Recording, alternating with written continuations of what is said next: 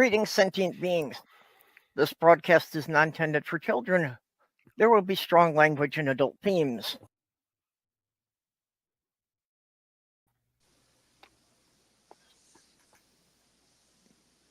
Hello. Hello. Hello.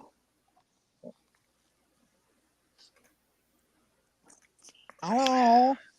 Hello. Hello. Hello. Hello. Hello. Oh.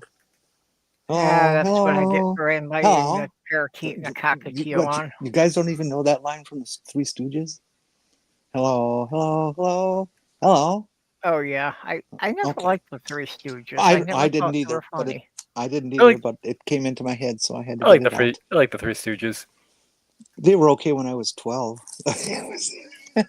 That's not an insult. That's just I just was into it then, and I'm not into it now. I thought they were great back in the day. Even when I was a kid, I didn't think they were funny. Well, I didn't like the violence. I thought Mo was a prick. You know, I will say that. I think that's what bothered me about it was, it's like that was my reality with, me and my older brothers. Yeah, I get that part. Well, Mo's supposed to be a prick. So far in the side chat, all we've got is this Jenni Morgan person who's just spamming us with some suspicious looking website. Mm-hmm.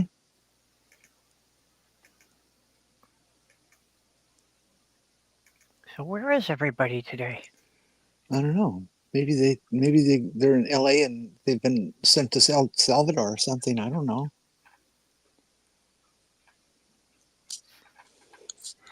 Yeah. So how y'all like living in a dictatorship? Pretty cool, isn't it? Yeah, not digging it. All you maggots out there, must be really happy. Oh, hi, Mo. Now y'all can go and get those jobs picking vegetables in the hot sun for $5 an hour, like that were taken away from you. Well, and they're going to have to do it because they're going to, cut off all the food stamps. Yeah, that's right.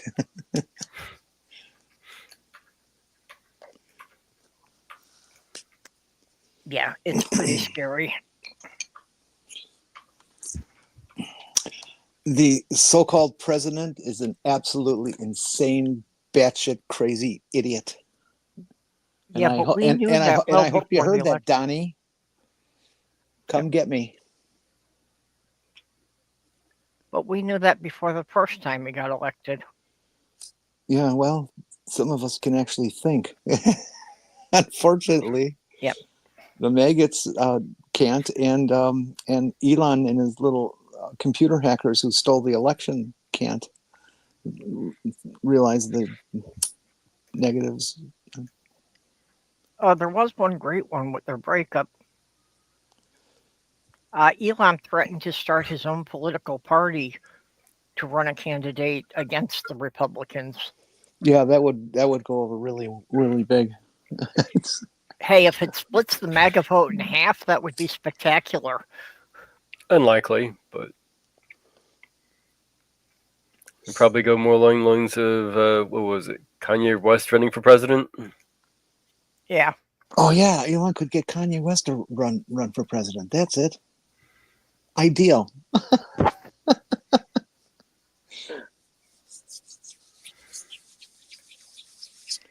I that link I put on there, that's from my Substack page, and I'm putting it up there because I'm excuse me, I'm trying to get myself in gear and be writing and uploading things. The thing I'm working on right now, I didn't expect to take this long. It's up to 3,000 words now, and it's not even half done. So we got a ways to go. Yeah. This was the one that got me. I mean, if nothing else, why didn't the whole thing, with the diapers? How did that start being real men wear diapers rather than them just realizing Trump was gross? You know, that's just Cult how mentality. indoctrinated they are, that anything Trump did had to be cool. All right. Former Doge engineer says federal waste and fraud were relatively non-existent. Yep. Yep, I saw that. Yeah. Former employee of the Department of Government Inefficiency says that he found that the federal waste, fraud, and abuse that his agency was supposed to uncover were relatively non-existent during his short time embedded within the department in the Veterans Affairs. Personally, he was pretty surprised actually at how efficient the government was. Yeah, and that's exactly what the experts were telling us before he started, that Yep. you know, Social Security was one of the most efficient government systems we have. And so's the VA system, by the way. Yeah. Lavingia? I'm not sure how to pronounce that, his name. Oh, I gotta zoom in on this. Excuse me. Sahillavingia. Sahil Vahingia? Yeah? Vahingia? Lavingia? Hmm. Yeah, I can't see the text clearly enough to. Salih Lavingia. Lavingia, okay. Well, was a successful software developer and the founder of Gumroad, a platform for online sale. It was when he joined Doge in March. Lavingia said he had previously sought to work for the U.S. Digital Service Technology Unit that was renamed and restructured by the Trump administration. And he told NPR that he just wanted to make a government website it's easier for citizens to use and didn't really care which presidential administration he was working for, despite protests from his friends and family. Okay, yeah, that's reasonable enough. I mean, the government websites can be kind of a pain in the ass to navigate at times. Vingia is the overall message at Doge, which was transparency and a vibe of ask for forgiveness, not permission. So when a blogger asked for an interview about Gumroad, he agreed, and when asked, as he talked about his work at Doge, including how little of inefficiency he saw compared to what he was expecting. Elon Musk was pretty clear about how he wanted the Doge to be maximally transparent. Lavingia said that's something he said it a lot in private and publicly, and so I thought, okay, cool, I'll take him at his word. I will be transparent. Shortly after the interview was published online, Lavingia got an email just 55 days into his work at Doge, his access had been revoked. Yep. There's your transparency for you. All they want, what they mean by transparency, is they want to lie their asses off to you. You know, people very liberally cry how much of a liar that our little Donnie dear is, and he certainly is.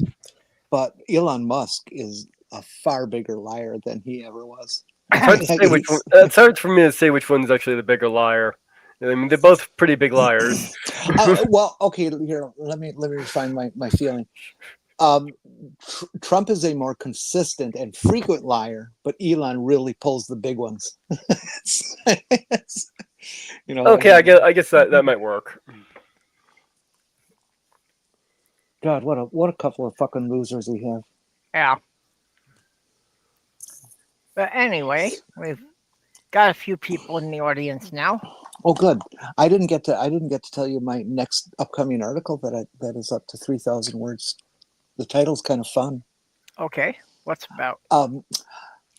Well, I should preface that I'm pretty much only going to be writing about trans issues in my Substack. So here we go. Here's the title and the first subheading.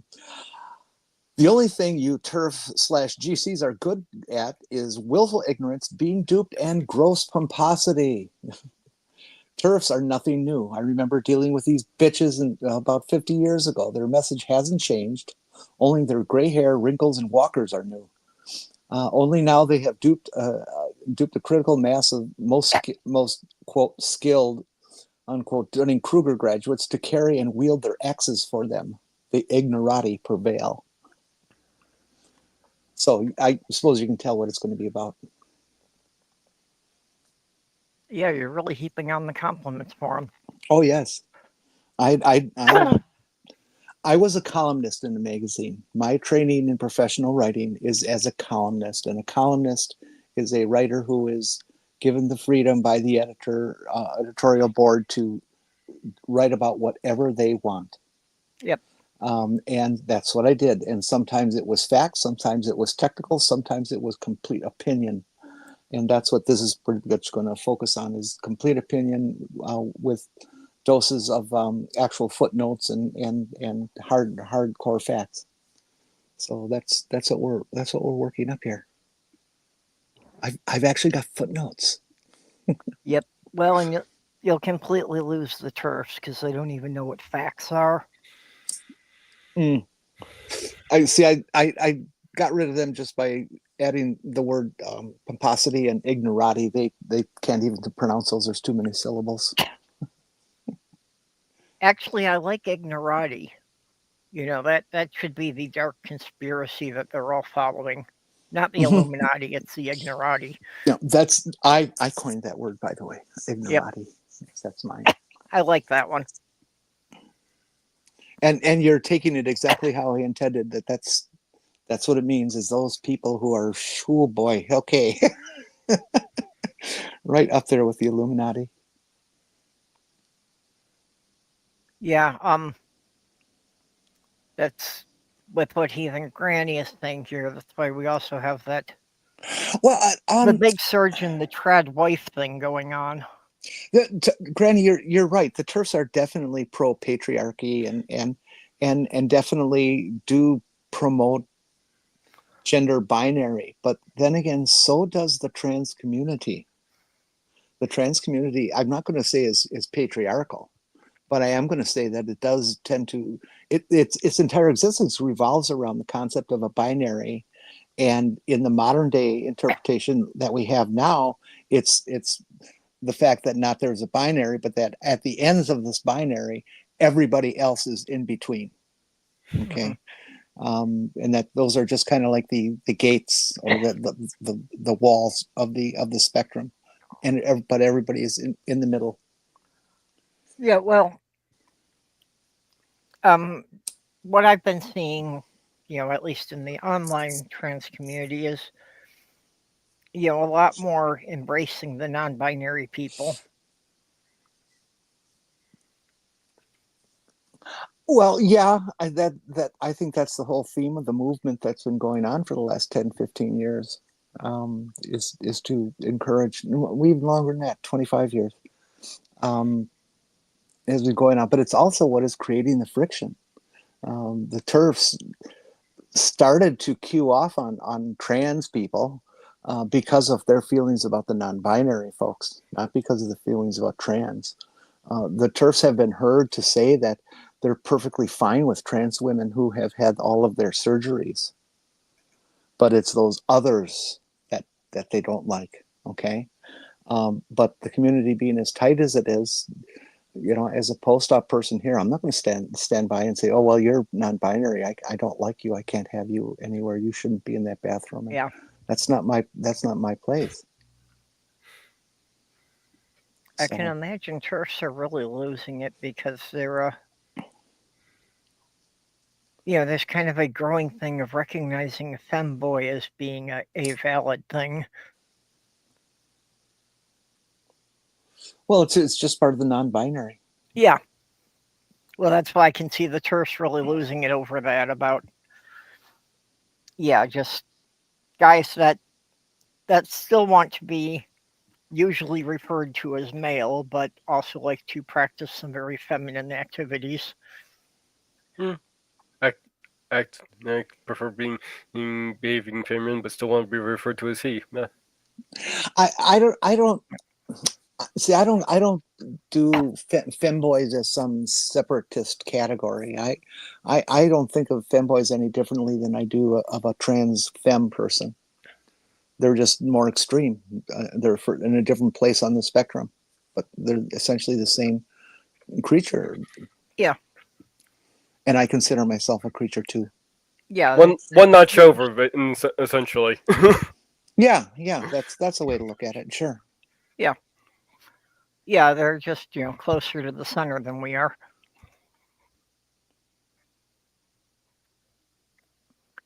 Oh yeah, you're definitely right, Heather. We do live in their heads rent free. It's heathen, not Heather. Oh, is it? Oops, Yep. I'm sorry. No, I can certainly see, especially with a small screen, how that would be. Right. Yeah, those letters are not even 2 millimeters tall. So Yeah, that would definitely be easiest to read and or. my eyes are getting old, folks.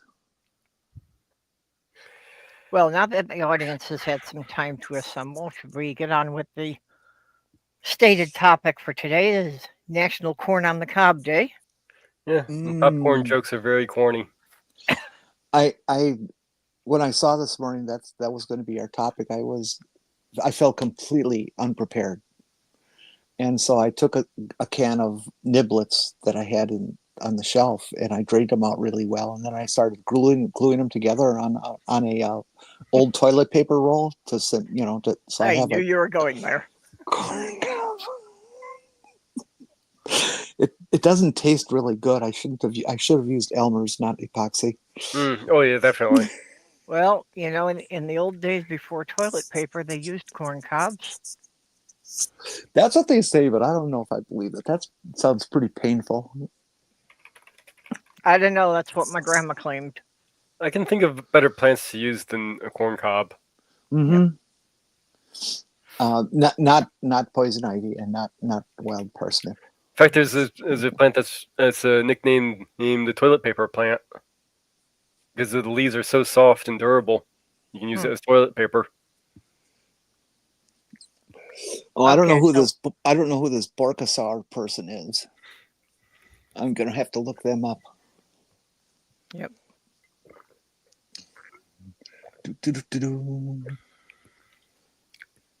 Oh, she says he's a YouTuber, so yeah, I'll have to search him on YouTube after the show.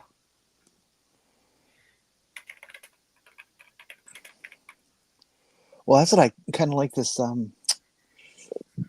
having the iPad at least to be able to get online, if not fast enough to do voice and stuff. So, how much do pirates charge for corn? I'm not sure how much. $1 a year. People think its favorite letter is R, but the true love is a C. Yep.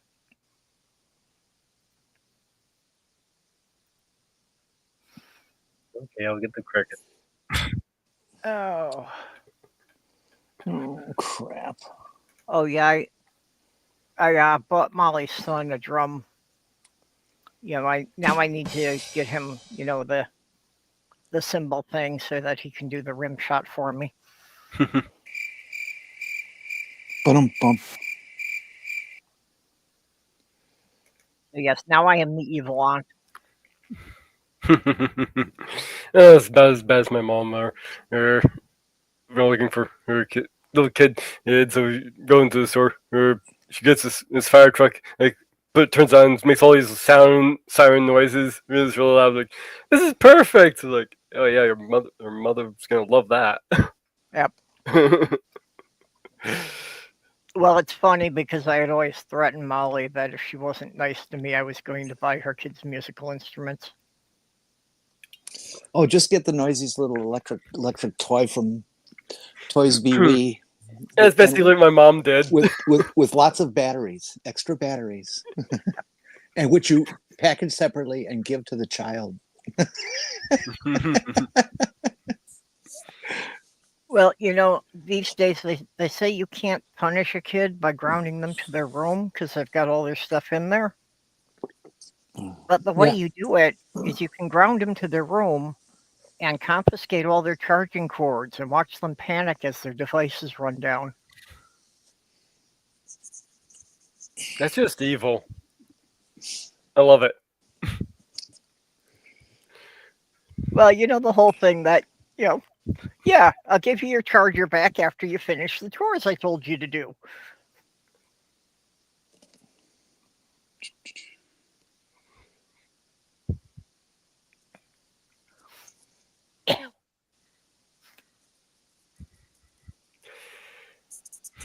I've read the Romans used corn on the cobs. Look it up. Yeah, I was just looking at the whole thing. It looks like what corn was used back in the day. I don't know about Romans.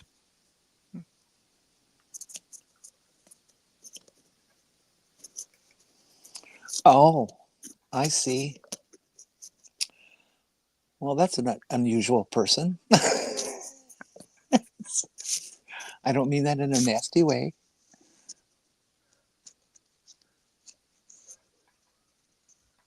Ah,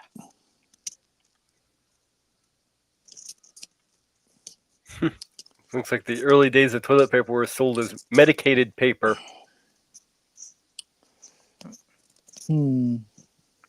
well, and you know what made Charmin such a big brand? The squeezing thing. They were the first ones to advertise 100% splinter free. Come on, stop it. I'm not kidding. I'm not kidding. Look up the history of the company. It's in there. That is funny. Yeah, because before it was such low grade that, basically it was just running the sawdust and the pulp through. And yeah, sometimes it didn't break up all the splinters. Well, paper is special.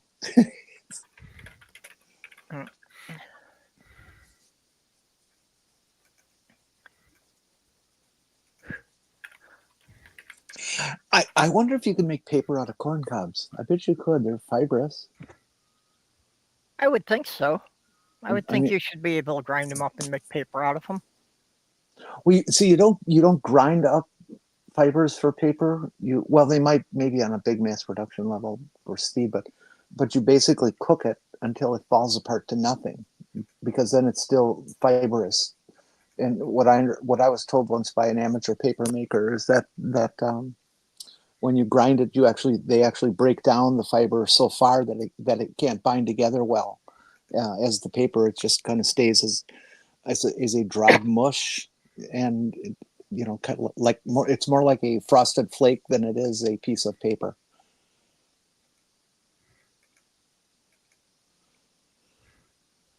But I don't make paper, so I don't know.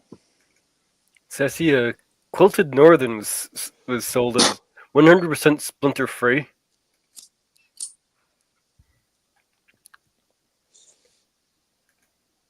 What did that give you a year for that? Let me look.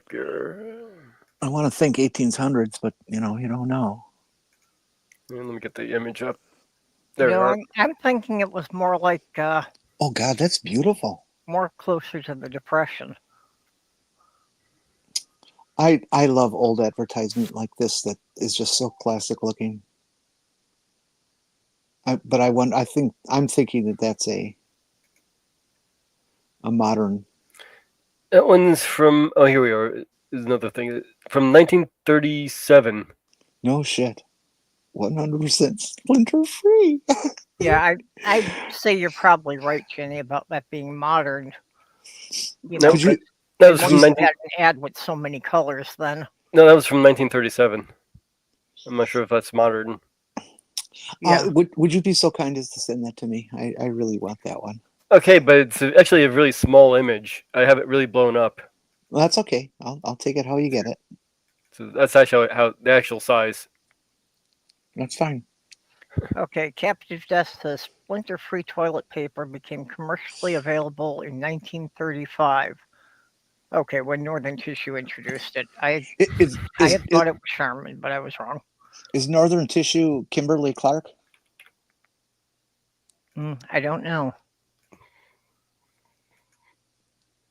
Well, we can check that too. Man, Pragmatic Crystal is out there Sure, shilling man. all of our links. Actually, I think before I send that to you, I want to test something out later. Because I'm playing around with this art graphic design program. I got the free trial, but I'm playing around with it with some of the features. I want to see how the AI resizing works because something that small.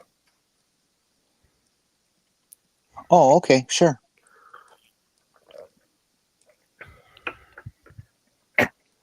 What, an AI thing for resizing?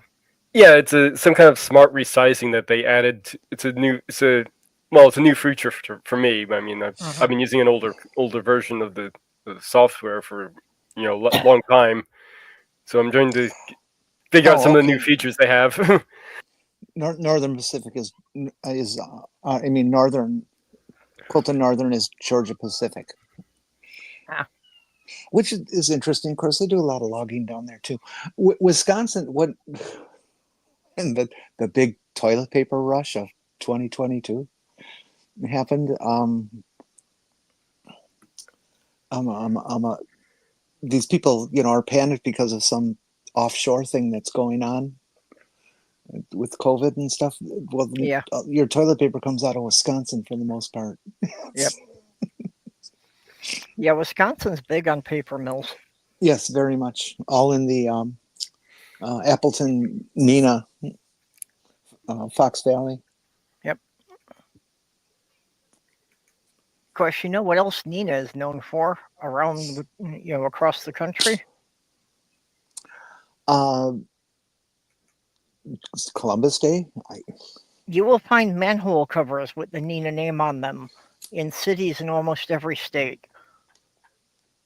Oh, I believe that. Those are heavy fuckers too.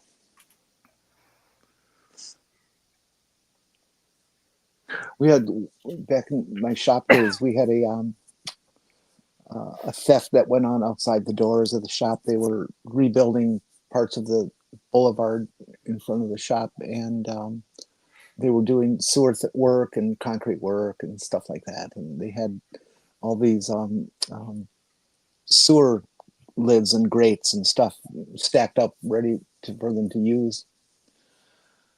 And some guys came by and decided to start stealing those, for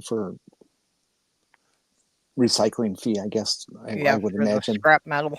Mm-hmm. And they really were not equipped for it. It took 3 of them to pick one up. Trying to steal manhole covers or scrap, Yeah. huh? Well, you know why manhole covers are round. It's not a joke, really. Because a circle is the only shape that won't fall inside of itself? Yep. Yeah, it's the only shape that you can't, turn it at an angle and drop it down the hole.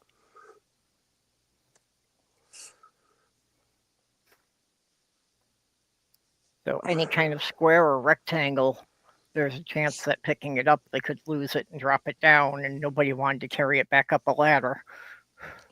Let's see. I have to satisfy my urge here.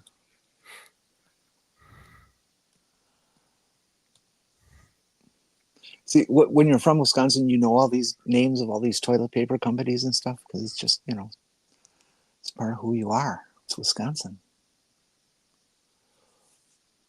Wisconsin. Oh, that's wiping state. Well, yeah. If the splinter-free toilet paper came out in 1935, my father was a teenager then. Oh, God, my dad was 5 years old. No, 8 years old.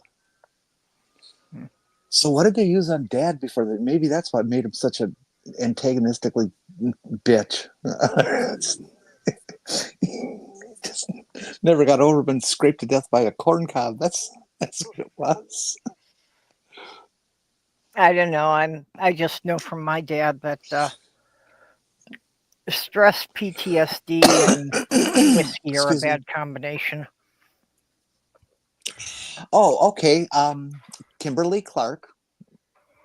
And by the way, I had my bottom surgery at a little hospital in Appleton by the name of Theta Clark. Yes, they're the same. Kimberly Clark brand name products include a few things you've heard of: Kleenex, Kotex, Cottonelle, Scott, Andrex, Wipe All utility wipes, Kim wipes, Huggies disposable diapers, and baby wipes. I actually had a customer who worked up in Appleton, lived up in Appleton, and came down to us for service on her car, and she was in the R&D department, and she used to come in with her latest samples of their border designs on their paper towels because that's what she was working on. Ah, It's like, gee, Andrea, that's really a nice little thing you're giving us. It's our own roll of your work.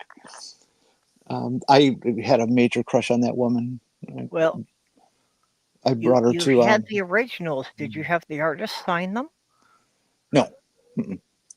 I brought her to my Thanksgiving dinner I had at my house for my family once, and God, that ruined that. I should have thought better than that. My dad was, he was raised a racist, and he was trying hard not to be, but he still said stupid things. Yeah. And it just, all I could do was look at her and just, I'm sorry. I didn't realize he was this much of an idiot. My dad was the same way, that he wasn't, like intentionally or overtly racist, but there was still a lot of it in there. I like what Captain Jess said here. You find out who your friends are when you get a splinter from toilet paper.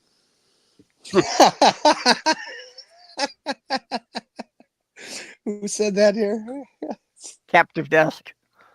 I remember my dad. He knew he was racist, and he did not want to pass it on to me. Yep. I remember one time there was this black guy walking down the sidewalk. We were kind of looking out over through the window in his balcony in his apartment. It's like, I have bad feelings just because this guy his skin color. I don't want you to be that way. Yeah. That's essentially what he said. Well, at least he had some awareness of it. Yeah, he was aware of it. So he was trying not to be, but he still had that visceral feeling in him. Yep.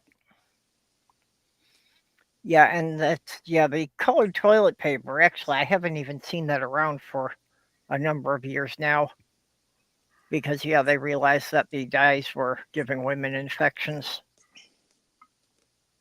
I thought it was just an environmental thing of pollution and dyes. We don't need that in our crap paper. No, particularly the dye that was used for the pink toilet paper was linked to UTIs.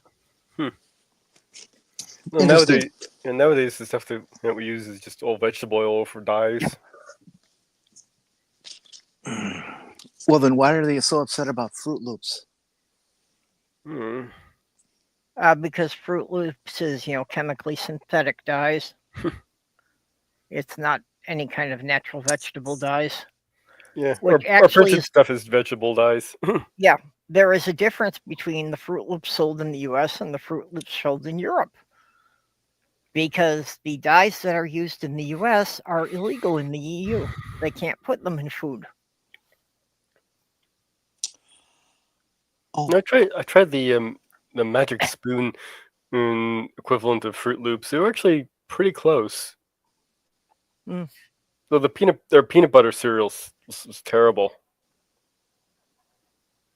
I always just got the big bags of the multi-meal cereal.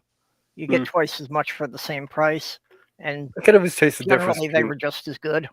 I could usually tell the difference. I could actually tell the difference between the name brand and those knockoff brands when I was a kid. In fact, my mom tried to put the knockoff brand and the name brand in box to fool me. I could still tell. Something doesn't taste right with us. Yeah, then again, I didn't have much of a much of a sense of taste for most of my life. It's something odd that I found, that I don't know if it's a direct result of the HRT or what, but just my sense of smell and taste seem to be much better now than they had been before. I'm actually finding I can enjoy food a lot more. That's interesting. Because of what? Well, I'm thinking it has something to do with the HRT because, it just started like in the last 2 years, Oh, that I've noticed a difference. I've heard other people describe something similar. Yeah, Oh, that yes. I can actually like taste the seasonings and things instead of just the meat. I'm even starting to be able to identify what some of the seasonings are. This is salt. I can taste salt, Hey, Randall. Well, a big thing is constant salt cravings. I put way too much salt on some things. Well, French fries are just a vehicle for salt and ketchup anyway. Do they still have you on spironolactone? No, I've been off that for over a year. Oh, okay. Well, that's it. Okay, so link between hormone imbalances and smell and taste disorders. So yeah, changes in your hormones can affect your taste. Okay. They definitely affected my smelling. I didn't notice taste, but smell definitely. And Yep, this is hormones cause smell and taste disorders. Yeah, so yeah. Yeah, well, smell and taste are pretty closely Yeah, linked. they're pretty closely linked. but they should also say that it changes your stink disorders too. It's Yeah, you your learn body odor quickly changes. how badly men smell. Sorry, that's not a personal attack. That's just a fact. Well, and I've heard of a fair number of cases of people that dogs who were friendly to them changed their disposition when they went through hormone replacements. Hmm. I had a friend who kept wolves and wolf dogs. She was a rescue thing, rehab, whatever, and she had this one wolf dog that was, oh my god, it was massive. He was like, oh, he had to have been at least like more than 30 inches at the shoulders, maybe 30, 33, something like, just huge. 170 pounds, just big dog. Not a dog. And it did not like men. It would not let men in the house. Okay, if it was loose in the house, she usually had to contain it when men came over. But it liked me just fine. And it was like, wow. And her name was Bev, and Bev she was shocked. She says, "Wow, I wondered if that would happen." And she says, "I guess you guys really do change." Yeah. Well, the dog we had in St. Paul, Ginger Snap, I used to joke that she was allergic to testosterone because other than me, the only man she would ever let in the house was, by his own proclamation, a flaming queer. And the only woman she had trouble with was a friend who was a very butch lesbian. Interesting. So yeah, I just think the dog had problems with anyone who had too much testosterone.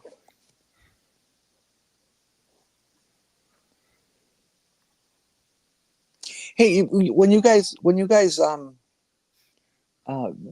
StreamYards up to YouTube, do you have to use YouTube Studio, or can you do that just through the standard app? Actually, StreamYard does it automatically on its own. Yes. Oh, it does. Once Okay. you give it, the link for your channel. I learned a cool thing today, actually, about my little notepad program that I organized and mentioned a couple of weeks ago. if I paste one of the links you give me for StreamYards, and I, because I want to keep it as a note, Mhm. and not lose it. If I click on it in the notes program, it says, "Do you want me to open this in StreamYards?" Oh my gosh, it knew. It was like very cool. Computers are just so cool.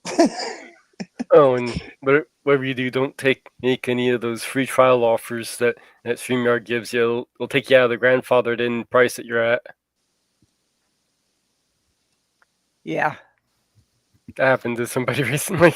Well, and they've gotten chintzy about it. It's only like a 1 or a 2 week trial now. They used to give you like a 3-month trial. Yeah, that's why you took the 1 week trial, figuring you could get away with it, and then go back to the grandfathered in, and they wouldn't let him. They put him back in at the higher price mark. Yep.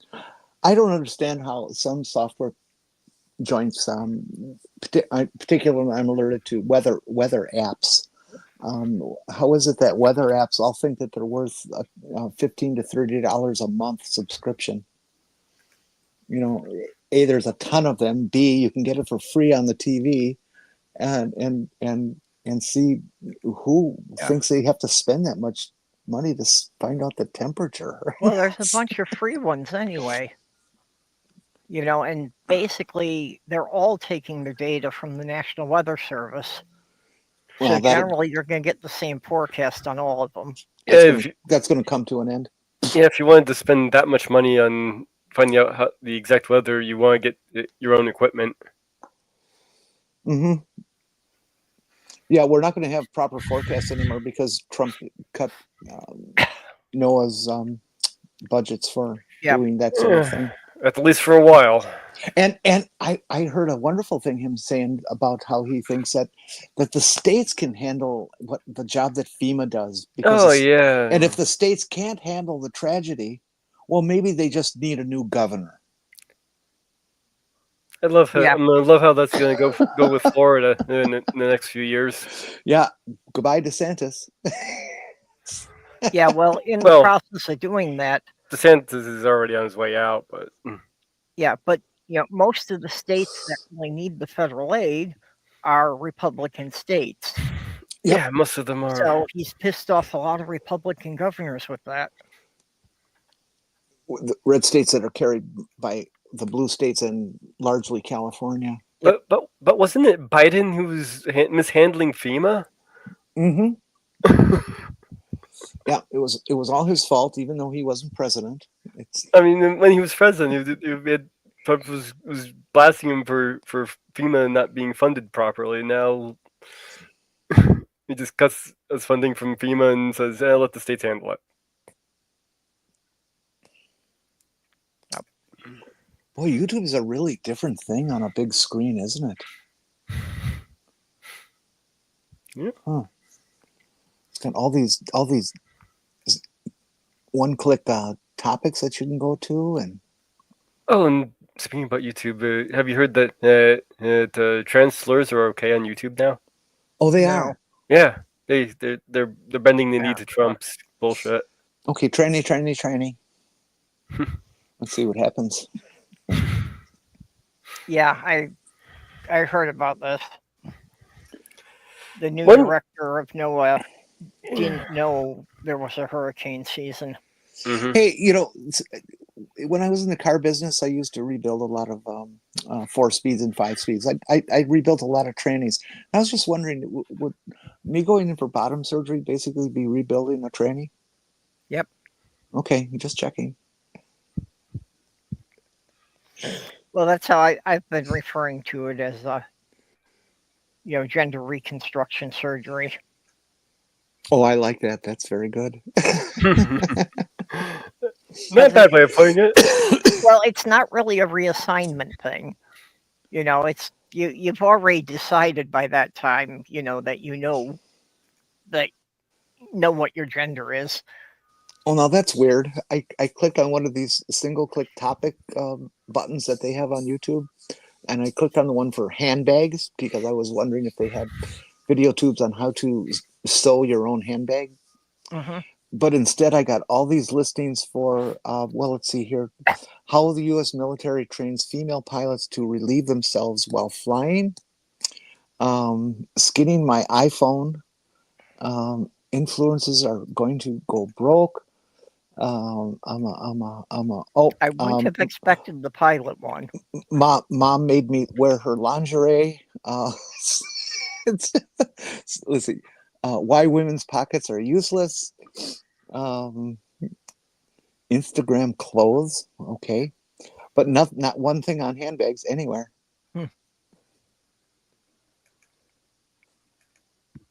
Yeah, I've been kind of thinking of doing my own custom purse.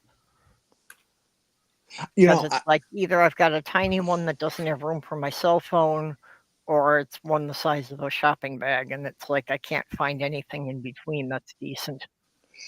I bought my current purse from Walmart for $15, and I've had it for like 3 years now, and I'm not gentle with anything I own. I'm just very bad at taking care of stuff. And Well, it's hanging in there perfectly. the one I use day to day, I got at the thrift store for like $5. And it's a denim purse, so it's pretty much neutral and goes with pretty much everything. Here's the thing that covers. What was I talking about? Breaking news from the New York Times. Please help me solve it. Whoops, sorry. Is changing their content moderation policies, buckling under the pressure of Trump administration. Another big media company buckles. First, we had X with their propaganda and community notes instead of fact checking. Then we saw Facebook pressured into doing the same thing. And now YouTube. Now, YouTube didn't come out and announce the policy, but an investigative report by the New York Times got a hold of YouTube's training materials. I'll outline some of the new content moderation policies that will allow hate speech and misinformation to appear on the site as long as the video has a public interest aspect. That's kind of an interesting thing called fire. I'm not sure how they work that one out. Yeah. The first key change is that the offending aspect of the video used to be capped at 25%. In other words, if the content moderator judged that 25% of the video was dealing with misinformation or the kind of speech not permitted on Facebook, that it would be disallowed. That number has changed, and the advice given, or rather the instructions given to content moderators, is now 50%. Number two, content moderators were told not to pull down videos with hate speech or misinformation if they revolve around public interest discussions. One thing I can say about this is this can be a bit of a double-edged sword. While will allow more of the hate speech and misinformation up on YouTube, it may also make it easier for people to make videos who's debunking that stuff too. Yeah, well, that's been the problem with YouTube all along, is that it seems that the people debunking it get their videos canceled. Yeah, they usually get while the taken original down. video remains up. Yeah, so it's a question of how consistent, which they haven't been consistent in the past. So, well, The New York YouTube really Times doesn't care. speculates that As long as since people are YouTube staying on their is site, making they more really don't care revenue what the from video's carrying about. podcasts, that they need to allow this marketplace of disinformation and misinformation to exist more freely. Here are a couple examples of now videos that are allowed. A video claiming that COVID vaccines alter your genetics. We know it's not true, but it's permitted to say this on YouTube. Also permitted, videos with transphobic slurs. there's a The transphobic slur example one. shows a longer public discussion of governmental issues that includes one transphobic slur. Because of the length of the video and the relatively shorter amount of time the slur takes up, the video was permitted. Finally, an example of a video that would have been deemed too violent in its rhetoric before has a person talking about a guillotining of a politician made to be positioned so that they could see the blade falling. This video would not have been permitted in the past, but now is permitted because it was, quote, seen as not feasible and part of a political discussion. As you could see, this is a race to the bottom. Misinformation and disinformation are key in supporting an authoritarian regime. And I guess these big content producers and arenas, these media outlets are in a rough spot because every word out of so many of the MAGA politicians are based on disinformation, misinformation, and slurs Well, against margin. they're claiming the guillotine is not feasible, but at the January 6th riots, somebody set up a guillotine there. No, Gallows. They set the gallows. Yeah, it was gallows they set up. Oh, I was thinking they had both because I had heard both stories. I don't think I didn't hear about guillotines there, but I do remember the gallows. Okay. I could see whatever you heard about guillotines being completely inaccurate because people make shit up when they don't really know what's going on. Yeah, but at the same time, I've built some of the stuff myself. Oh no, I mean that somebody lied to you, not that you're lying. No, but that's what I mean. It's like, is somebody who's a skilled woodworker building a guillotine wouldn't be that difficult? No, it really wouldn't. In fact, today you can get the democracy preserving guillotine kit for only $299 from Walmart. Yeah, you just use it for slicing watermelons. Yeah, that's it. Yes. Big orange melons. Well, yeah, you can use it for pumpkins as well.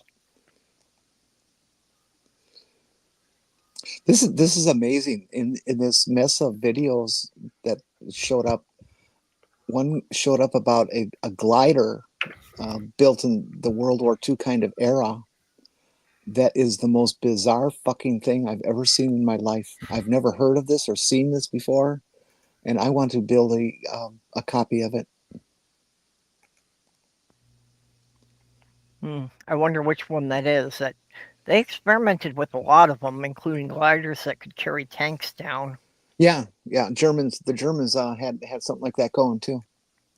Yeah, the Germans basically took one of their tanks and just slapped wings on it and dropped it out of an airplane.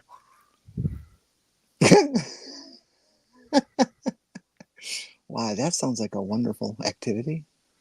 Yeah, most of them didn't function so well after they landed. That's why they gave up on the idea. Yeah, I just don't want to be on the ground when that happens over your head. Yeah.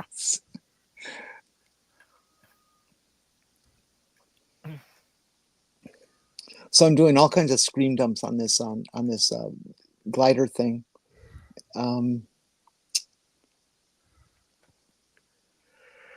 Yeah, you have to post a picture of it to the MidAmerica group so I can see which one you're looking at. You don't have to do it now after the show.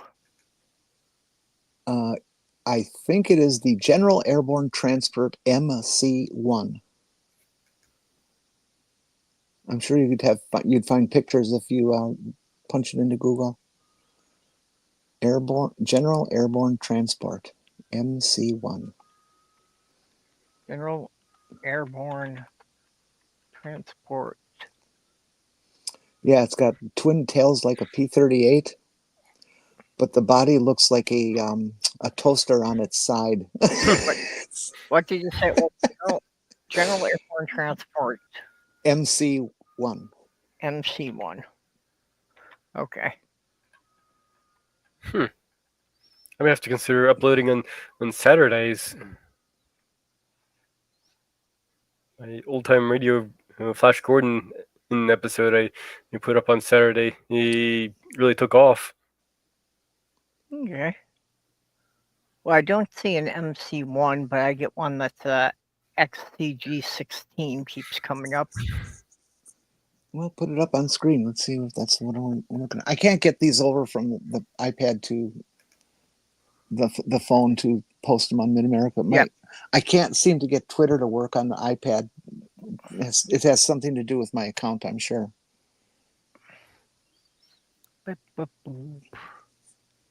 This one doesn't really look too bizarre, but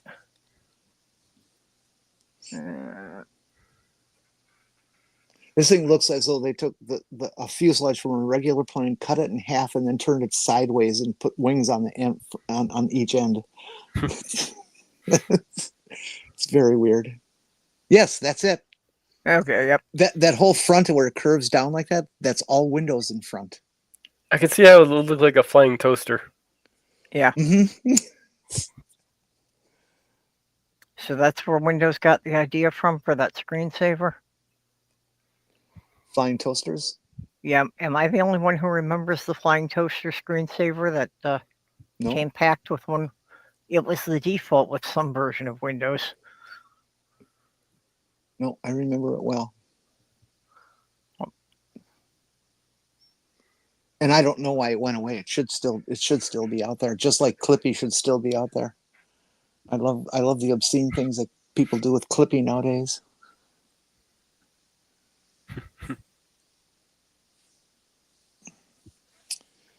Yeah, I think that's a pretty cool. I would love to build a remote control plane like that, except not as a glider. I'd want it as a powered craft. So I'd have to cheat and put a pusher prop on that.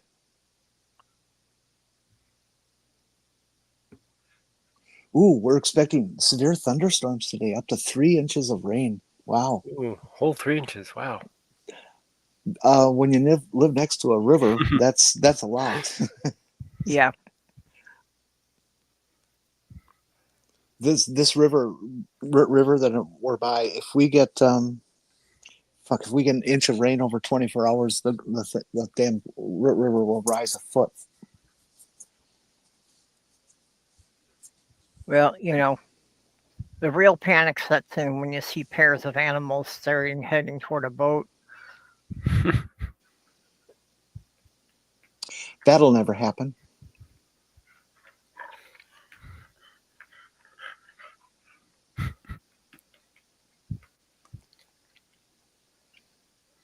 Oh, goody! They put a drawing, a technical drawing of the craft with its real life dimensions of 91-foot wingspan and 48-foot body length.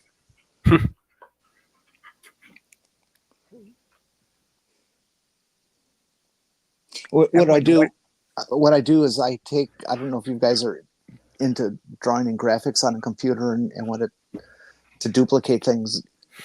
If I have a known measurement, like you take a human and assume that they're 6 foot, okay, an adult male, maybe a little shorter because it's World War II, and measure it and then compare that to the image if they're standing right up next to the plane, and you can estimate measurements of what the plane actually is to achieve its shape. But now with the wingspan and fuselage, golly, that's going to be easy. Yep. They tow this thing and get it up in the air, being towed by a B-17. So I'm thinking it's kind of heavy. Yeah, I wonder what its payload capacity, how much it was able to carry. Well, let's see. 1, 2, 3, 4, 5, 10, 20. There's 20 windows on the front, so yeah. Assuming each person gets a window. No, they're too close together for that. Yeah, well, I'm assuming it was probably made, to drop an infantry squad. It does not look like it could fit that many people, which is probably why it never took. It just doesn't look very useful.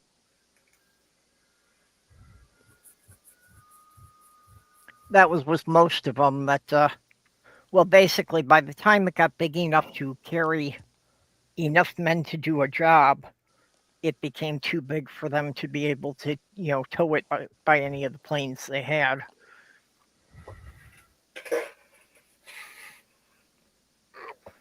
I know one of the German ones actually had to be towed by, 3 planes working together.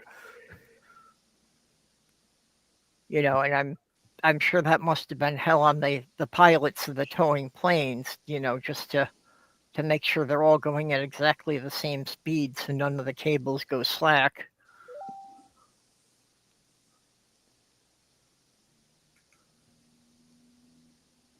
There's this other series that I purposely ignored for the last couple of years because I want to see a bunch of them at once, not one every 6 months. There's this guy by the name of Mike Patty, who's a pilot, very much into aviation. His company builds aviation things and stuff. He's got a plane that's called a Draco, which is a European Czechoslovakian, I think, plane that he's built into a short takeoff and landing bush plane. So that means it's got these huge balloon tires that bounce. Yep. Because you're supposed to be able to land on anything, and it takes off in like less than 100 yards. Just whoosh, it's up in the air. So it can land and take off where you don't have a paved runway. Uh-huh.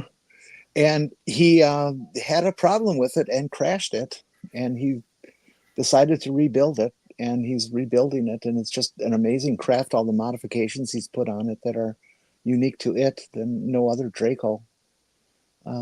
If you're into planes at all, it's worth looking up on YouTube. Mike Patey, Patey.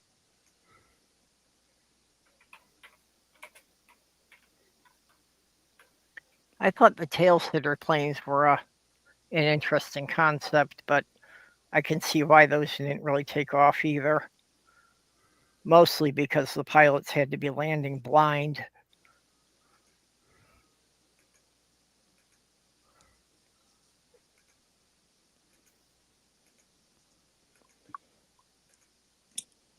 But that was in the 1940s and 50s, that was their idea for making a vertical takeoff plane. Yeah, that's Mike. That's his plane. Those coverings over the struts, the landing gear struts, he made those himself out of carbon fiber. His own on his bench. He made those himself. And they're beautiful. Otherwise, the thing had this big stick that was not aerodynamic at all. And the whole thing is to prove it. You can see if you look at the top of the wing, there's a little air gap you can see. I don't know what they're officially called, but I think that they're like a forward aileron or flap, I should say, to help increase lift in that short distance and stuff. He built the engine himself, and the guy's really amazingly talented.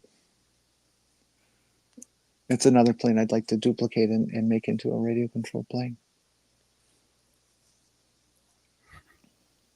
Demon says slat. So I don't know anything about aircraft terms. Oh, it's called a slat. Okay. Yeah, I'd never even seen that until he showed it up on his little videos. And all he said is that it helps lift. So yeah, carbon fiber is a big boon for aircraft design. Yeah, they can get something with that strength that doesn't have the weight of metal parts. Mm-hmm.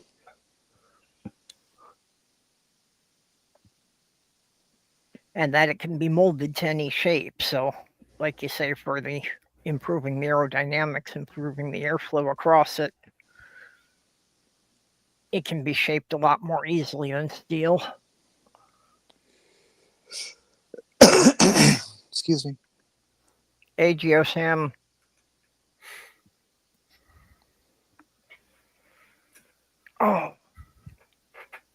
Oh, this listing is falling into all the radio control stuff that's out there. All this the biggest Airbus 300 built for radio control, the biggest B-25 built, all this kind of stuff. I'm sure the 12-foot long SR-71, a guy built in his basement, is in here somewhere too.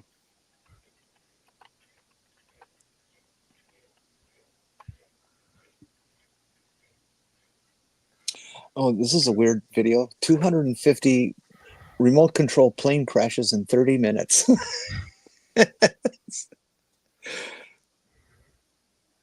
It's kind of sad. Some of these advanced radio control planes that, like our 1/3 size scale or even 1/4 scale jets or something like that. These guys will put in $5, $10, $15,000 into building this fucker, and then they take it out and they stuff it on the initial flight.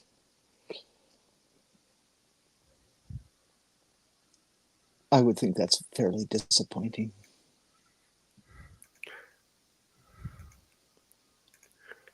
Oh, let's see here.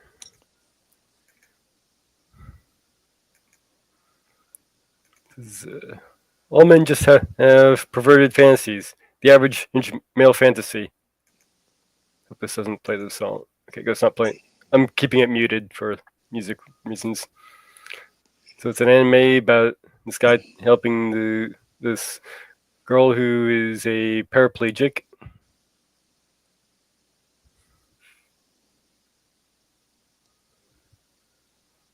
It just has some.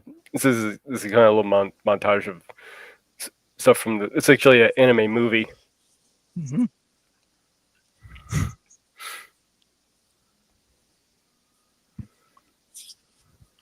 It'd be interesting to see how they deal with their disability issues. Yeah, I did manage to grab this movie, so if you want, we can watch it. And it is in English, the one I have. Yeah. How long is it? I think it's standard movies length about an hour and a half. Oh, okay. Yeah, so definitely, something that we could do in one night. Mm-hmm. I had a friend when I worked at St. Mike's Hospital, Linda, who was an avid horse woman, and she was thrown and fractured her back and was put in a wheelchair instantly. She was only like 24, 25 when it happened. It was so sad. So, of course, Twitter X being Twitter X. We got the responses. Always vulnerable, always happy, always needs you. Pretty perverted. Weird slice of weird since most men abandon their disabled and chronically ill spouses. That was debunked apparently, according to this claim. He most likely refers to a widely cited 2015 study suggesting men are more likely to leave either disabled or chronically ill spouses. This was retracted due to a coding error that invalidated its conclusions. Feminist or that's referring to a lot of the just wanted to be happy. That's at least a nice one. I would love it. I'd love if this is true, but men think they want this until they your disabled little partner. Basically, it goes on and crapping on this whole thing. Yeah. Yeah, I could pretty well guess where a lot of it goes. And It's basically your pre-Musk Twitter toxic cesspool. Yep. That why do people want to be that cruel? It's an uplifting subject. I'm sure it has a certain amount of truth out there in people's experiences and what they've done within their own situations. And these fucking trolls. I hate trolls. I think it goes back to projection that, these are the guys that, if it happened to their wife, they'd ditch her. Well, these are a lot. Some of these were women saying this. Yeah, but wasn't it women saying that the men were more likely to leave a disabled spouse? That was a invalidated thing. That was Well, yeah, the study was invalidated, but wasn't that what the bulk of the comments were? Well, mostly it's railing on how it was calling it a male fantasy. Mm-hmm. and referring to it as being perverted. Yeah. And Here's- also reading into stuff in here that wasn't in there.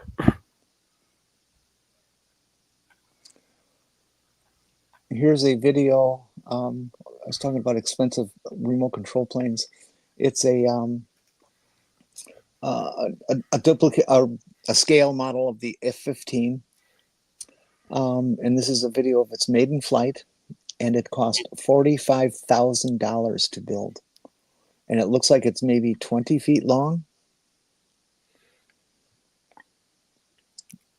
That's a guess.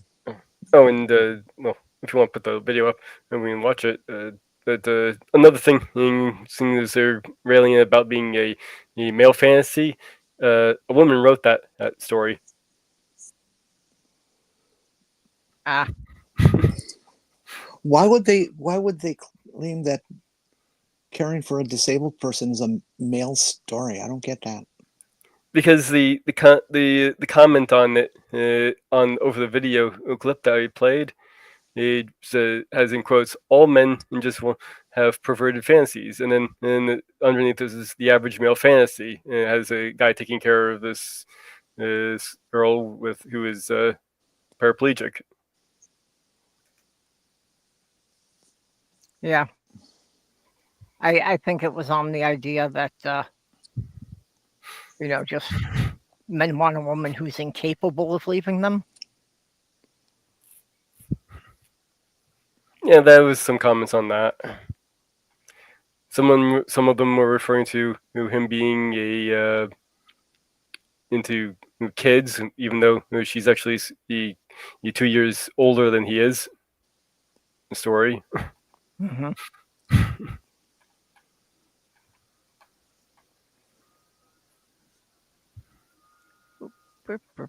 Oh, okay, this thing can't be 20 feet long. They're pulling it out of a full-size van with an extended cab. So it looks like it's certainly at least 10 feet, maybe 12 or 15 tops. Okay. Well, I Googled remote control corn on the cob plane, and apparently it's a Pixar character. Aw, it's so cute. So apparently it's a character from the Cars franchise. This company that invented building remote control planes with foam core, board planks of foam core, not solid styrofoam, but actual panels. Built a series of planes that copied the Disney planes from some movie of theirs. I never saw it, but they were all very cute. They had little eyes and mouths and stuff. Well, the foam core planes have been one of the things that Ukraine has been using for drones to harass the Russian infantry. No, I've seen pictures of them. There's no way that they're a foam core thing. They're fairly large. Well, they've got several different ones. I think the foam core ones are more that they're using them for spotting, just carrying a camera, so they can basically figure out the strength of the Russian position. Yeah, I don't know of any foam core drones that are being built. They're all airplanes with fuselage and wings and stuff. This company, at least on this company, all of their drone stuff is typical, plastic manufacturer and aluminum and stuff.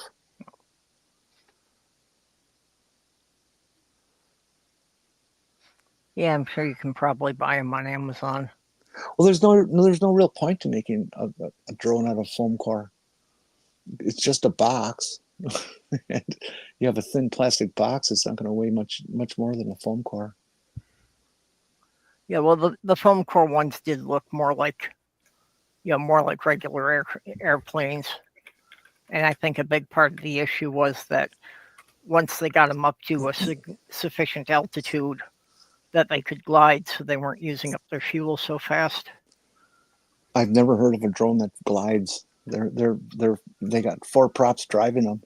Yeah. Well, like I said, these look more like a regular airplane than than the right like you'd think it was a drone. Okay. I see. I'm sorry, I missed that.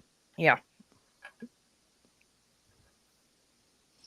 All right, quit showing the stupid model. Shows taking off and crashing. Yeah. People who go to air shows just want to see a crash. No, a remote control plane. I want to see a crash because I want to see actual people getting killed. But some rich guy, okay, if you can afford to spend that much on a toy. I'm still in favor of Trump making his one-way trip to Mars. With Elon. Yeah, with Elon. They both can go to Mars. And Steve Miller's wife to keep Elon happy. Yeah. I think that is so funny. Woman switches from one Nazi to another. Yes. God damn, this thing actually flies. Well, I have been wondering about, Elon's thing of wanting to have 5,000 kids. And, to do anything like that, he would have to just be paying women to be pregnant. He does. Yeah, that's what he does. Yeah. It's all artificial insemination. I haven't heard if he's paying child support, but he could certainly afford to.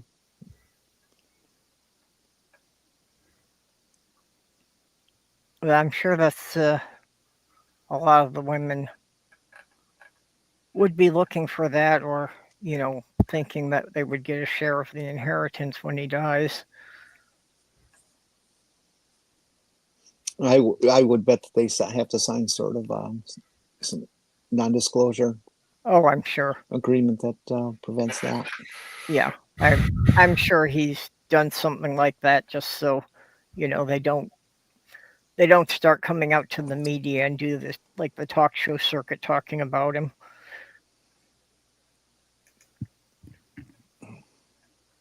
Of course, let's see here. 1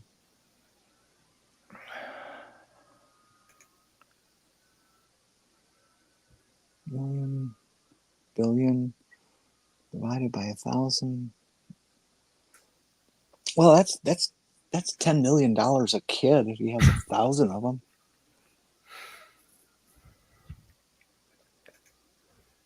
Yeah, I could raise a kid on $10 million. Uh-huh. Oh no, I'm sorry, that's a mistake. I punched in 100, not 1,000, so that would be what, 100,000? No, 1 million. Yeah. Still, if you've got $1 million, you can put it into CDs or some other, basically safe investments, and just the interest would probably be more than I've ever made in a year in my life. Mm-hmm.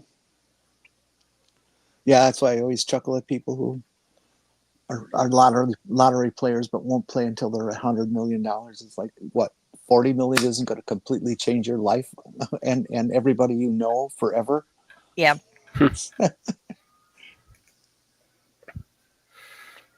Hey, if I want enough to buy a house, of course, these days you can't get a house for much under $1 million anymore. That's true. Then again, if I'm paying cash up front, it gives you a lot more bargaining power to not that much. Haggle down the price.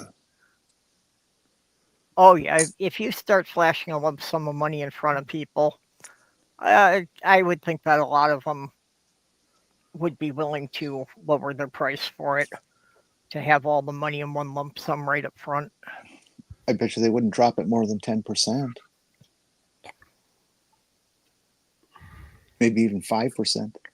I mean, if you got a house you're selling for $1 million and you drop 10%, well now it's 900,000. That's $1 million ain't that much, compared to like billions and stuff. Yeah. I just can't see somebody willing to lose $100,000 just to get a sale because somebody's going to buy it anyways at some point. Well, you were talking about like the people who play the lottery, and with some of the lottery games, that's they can either take the pay out in installments over 20 years, or they can get a lump sum up front, which generally only amounts to about half. And a lot of people will take the money up front. The formula I heard somebody, the rule of thumb amount is that you take the lottery amount, cut it in half, and then cut it in half again, and that's what you walk away with. Yeah, because they take half of it in taxes. Well, golly, this dude didn't even crash this thing. Oh, that's cute. He's got little LED rings at the engine exits that light up to make it look like it's an actual jet motor. That's cool.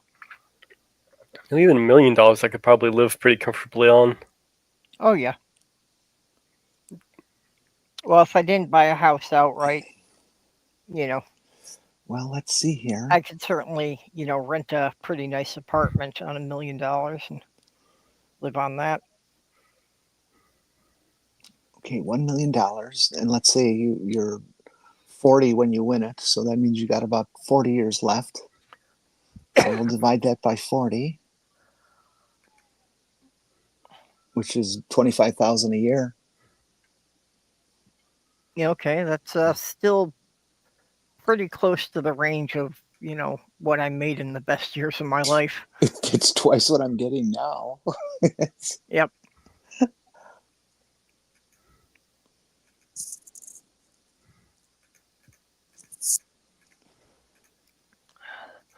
Well, and like I say, it's not just that, but you're talking about over 40 years.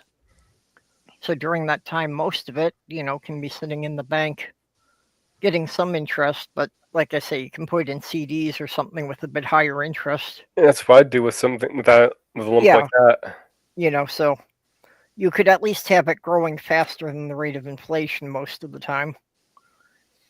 I'm too incompetent to figure the numbers out myself, but I wonder what the threshold would be for how much you have to have based on average interest rates over time to not actually ever run out of money. In what Depends on what your expenses are too. Yeah. The thing that bothers me about the lottery is all these so many stories of people running out of money. Yeah.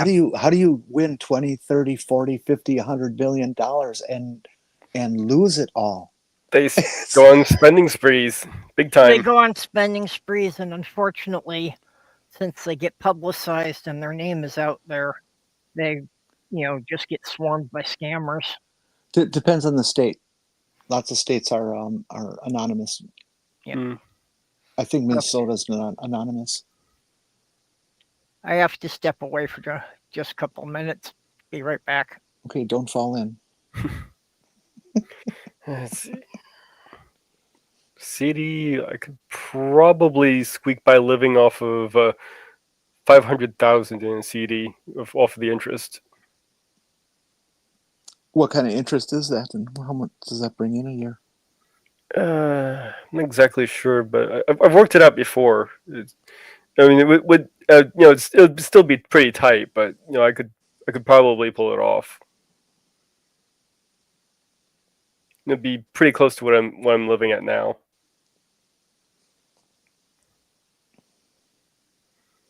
Yeah, I wish I was living on what I had when I was young and capable and stuff.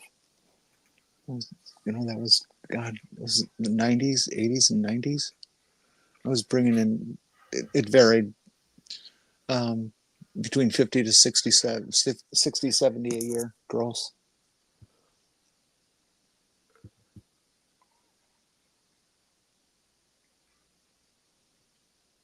Thinking nowadays I might need to have more in there than that, so.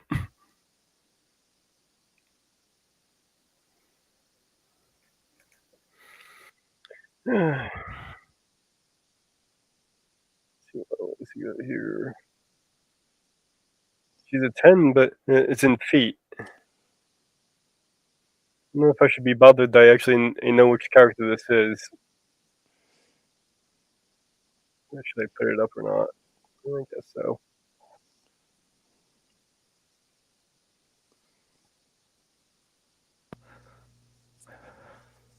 The 10, but feet. This is a character from My Hero Academia that somebody by the name of Imano 44 made was the artist. She's a 10, but in feet.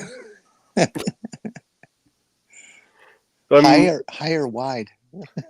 Tall. Yeah, like you can see her against the door frame there, and a standard door frame is roughly 7 feet. Well, there is a woman on whose pictures go around online who's 7 foot something, 7'8" or something like that. Yeah. I have to admit, she's really hot. That's the character from the anime. Okay, what is she? Part dolphin? Looks like a human dolphin hybrid or something. Dolphin, rabbit, something. I'm not sure what. They described her as being. Yeah, they described her as being fox-like on the Wikipedia here. I don't know if that looks like a fox to me. I don't know. No, I don't see. I agree with Perp. Yeah. Yeah, the face definitely looks like a dolphin. But basically, she was discriminated against for looking like this. So she was having trouble finding a safe haven and was being harassed by some people. And Deku came in and saved her. And then when they didn't want Deku in there because he was the one that the big bad was all after, she vouched for him and stood up for him. Well, that's a lesson those furries should just take to heart.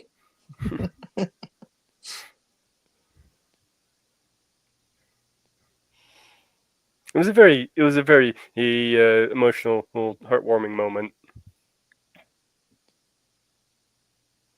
There's this video running in my background that the title of it is 99 Unbelievable Aviation Moments Caught on Camera.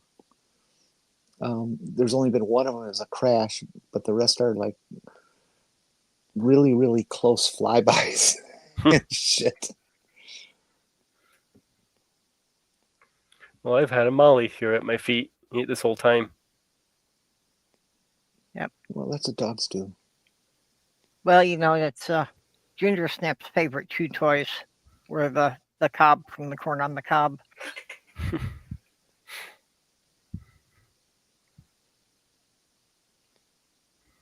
That, and she loved the pizza crust, the outer edges of the pizza crust.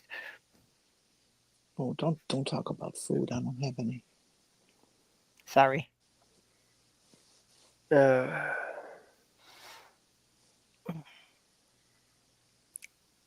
could be evil right now and talk about what I had for lunch.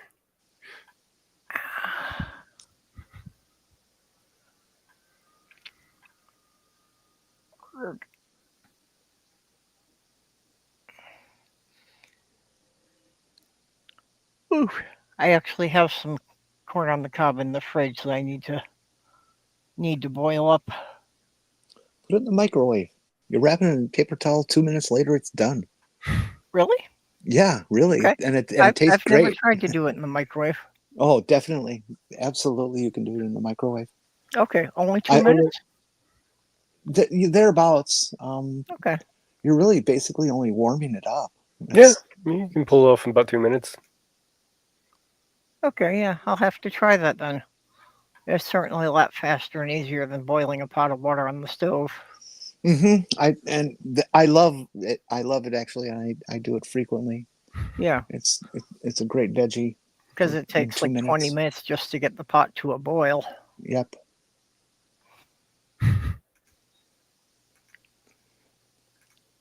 It's right up there with popcorn. Popcorn. In fact, you could do popcorn and corn on the cob. Yeah, I can't eat popcorn anymore. The corn on the cob, even I'll have to cut it off. I like these videos I see of cats that are fed corn on the cob, and they just Yeah. love it. Yeah, they're cute. Person being abducted by the aliens, they tie a rope to him to try and pull him down. Sees what the aliens look like. Starts cutting the rope.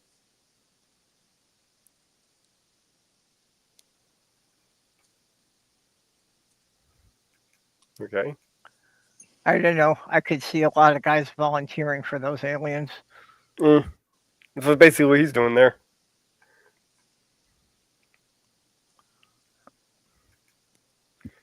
And here we are. Oh, geez. It just showed a clip of that gigantic Russian transport. It's got like 50 wheels underneath it. Yeah. And they're at an airport, and it's sunny at the airport, but the airport is surrounded by fog. And the thing flies out of the fog and leaves a big streak of empty air behind it. It completely disperses the fog. Yeah, well, they played a Oops. lot with the idea of having a plane that could, like a giant bomber that could carry its own escort fighters with it. Just because in World War II, the fighters didn't have the range to go with the long-range bombers. Ooh, they included that clip of a B-17 that was at an air show and went down from a collision. Boy, that's gruesome. Mm. Cat sleeping on the mattress. Inch into the little corner there. Trying to avoid disturbing the cat. I feel called out. This is just not appropriate. It's a cat or it's a dog. You make it move, and it will come back and take up the space you allow it. Trying to avoid disturbing the cat. I've had times of trying to get my legs under the blanket without dislodging the cat.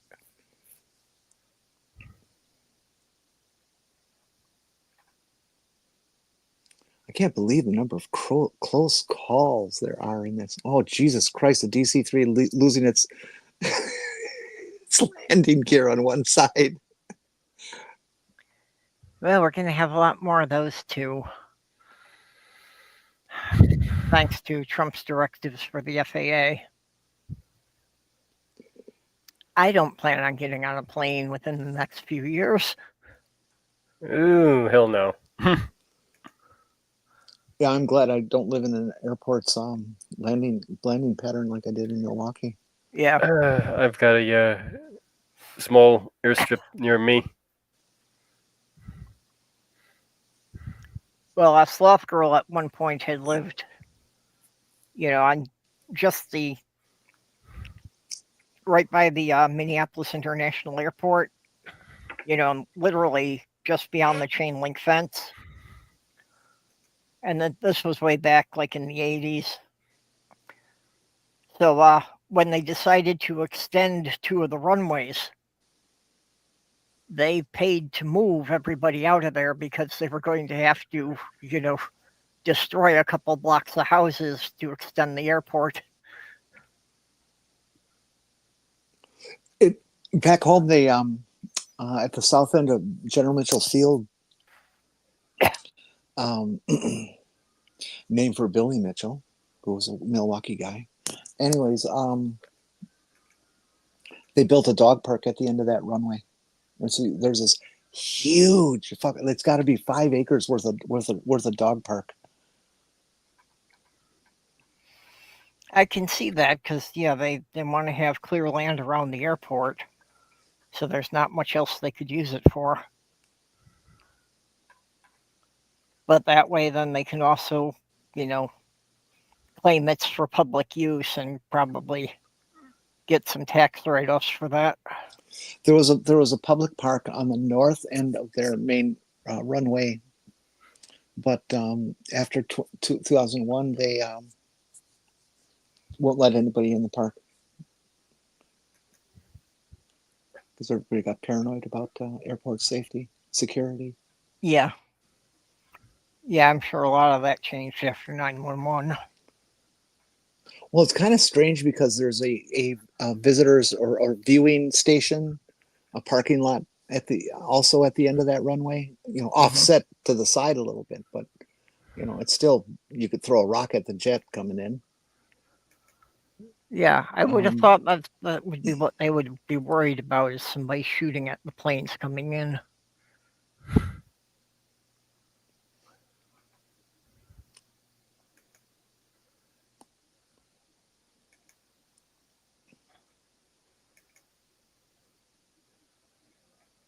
Because I would not be surprised with the personal armories that I've seen some of these people having, that they would probably have something big enough to take down a plane.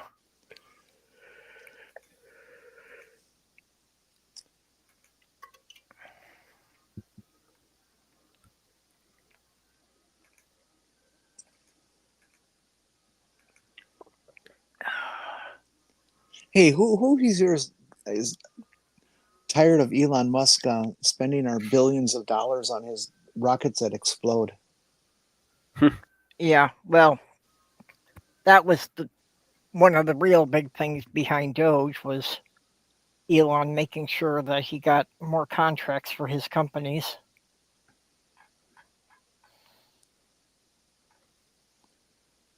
So that was part of it, that he got another, I don't know how many billion, in contracts, just to basically be the official launch service for NASA for the next 10 years or something.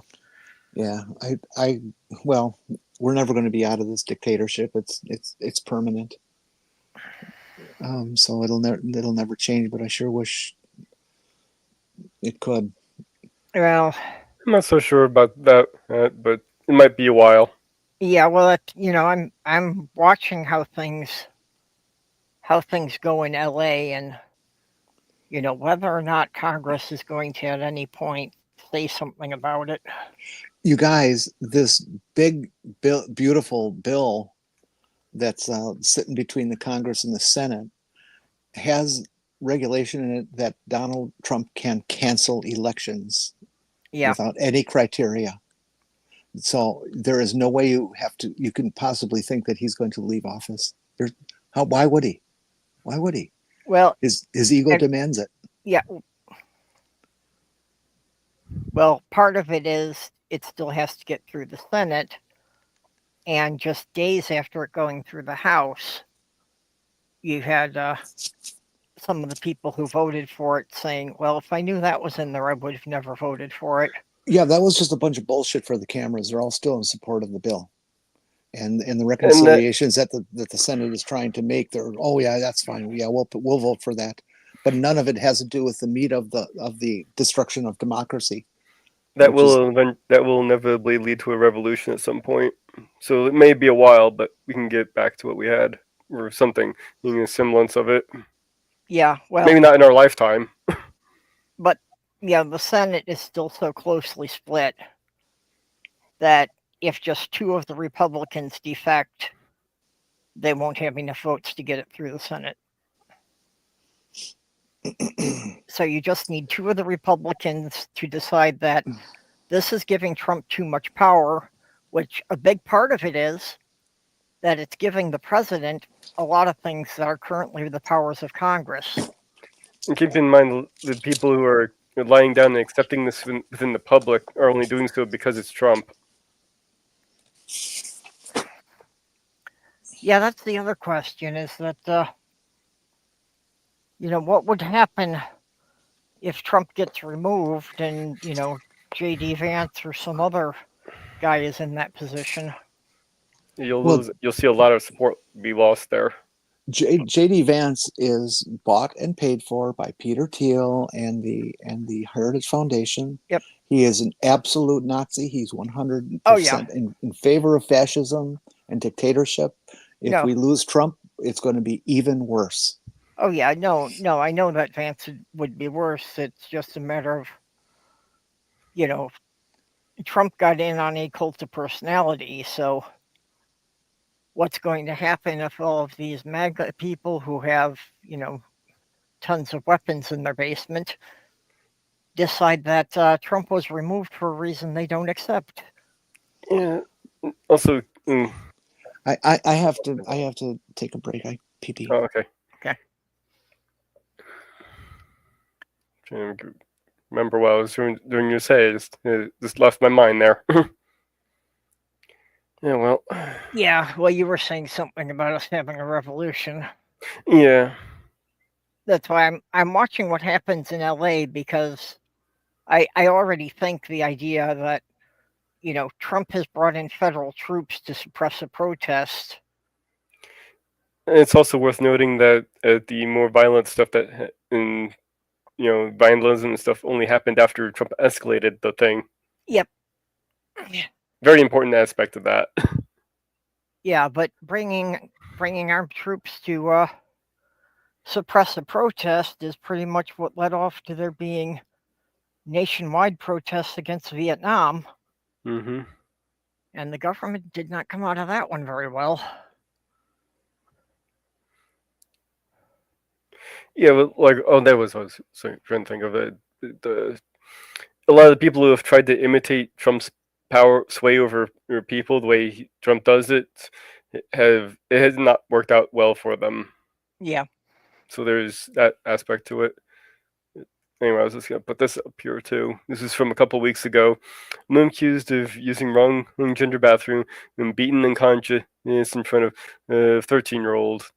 How it started just because as I walked into the women's bathroom and I looked the way I look, she said.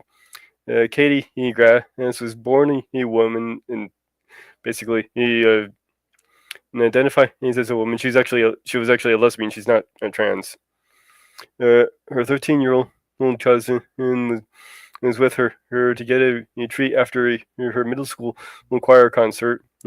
She has is a hemorrhage on her eye, a fractured her nose, and PTSD after the attack outside the McDonald's bathroom in Carpentersville, Illinois.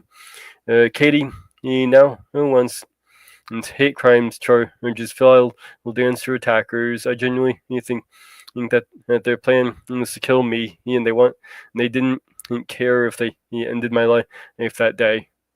Yeah. And bruised. A young woman from Carpentersville says she was attacked at her hometown McDonald's because she's gay, telling our Sarah Maki she wants hate crime charges filed against the men who did it. I genuinely think that There she is with shortly after the attack. Well, was it because she was lesbian, or was it because they thought plan she was was to kill trans? me and that they didn't care. From my understanding, they thought she was trans and she was going to the women's bathroom, so they decided to beat her up. They ended my Yeah, life that's that day. what I thought. Talking to us from Wisconsin, where she currently lives, the injuries on Katie Grass's face only show the surface of her pain. This will affect me for the rest of my life. She's got a fractured nose, hemorrhage on her eye, and PTSD after an attack here at a Carpentersville McDonald's Tuesday, May 13th. She said she had come with her 13-year-old cousin after the younger teen's choir concert, a group of strangers harassing her as she left the restroom using gay slurs towards her. When she walked away, she says they followed. I just Apparently, maybe had both. I don't know. told my cousin to look forward, don't say anything, don't give them a reason to talk to us again. Grass acknowledges she then told the strangers she's a lesbian and flicked her wrist at them. Police say witnesses and surveillance video show 2 people attacked her. I went to the ground to protect my body more, but at some point I lost So it might have been for being a lesbian. Yeah. consciousness that I don't remember them stomping on my head at all. Police tell us they've arrested 19-year-old John Comrade and a 17-year-old male juvenile on several charges, including great bodily harm, though the state's attorney declined to issue hate crime charges, something Green wants. How it started was because I'm That sounds like it'd be hate crime. Yeah. a lesbian. They target Because her it wasn't because of the group they thought she belongs to. The fact that they followed her is what defines it as a hate crime, because it wasn't just something that spontaneously happened. They chose to do this. Yeah. It should be first degree attempted murder as far as I'm concerned. bathroom and I looked the way I looked. The Kane County State's attorney. I looked. Yeah. Well, but this is your Trump world. This is what they Because I'm want. a lesbian, just because I walked into the women's bathroom and I looked the way I looked. Because because she was lesbian, because she walked into the women's bathroom because she looked the way she looked. Yep. So maybe it was part of the thinking that she was trans. The Kane County State's Attorney's Office tells me more charges could be possible, while Green worries about the long-term effect. All right, that just gives it. Well, that's but Mage, that is exactly what we have been talking about. That these laws hurt cis women as much as they hurt more than they hurt. Yep. Anyway, she has this GoFundMe to raise money for the hospital, and looks like she's doing pretty good here. She got $81,151,000. Yeah, how long has that been going on? A couple weeks. And isn't it sad that the that racist woman who called the child all these hateful names and things like that raised him over $1 million in 2 days? Yeah. What is wrong with this fucking country? So we have Porpoise joining us. Hey, Porp. Hello. Okay. Yeah. Oh, there you are. I couldn't see you. You were covered by that gang in the corner. I don't know. I don't understand why you don't put it on the other corner where it doesn't interfere with anything.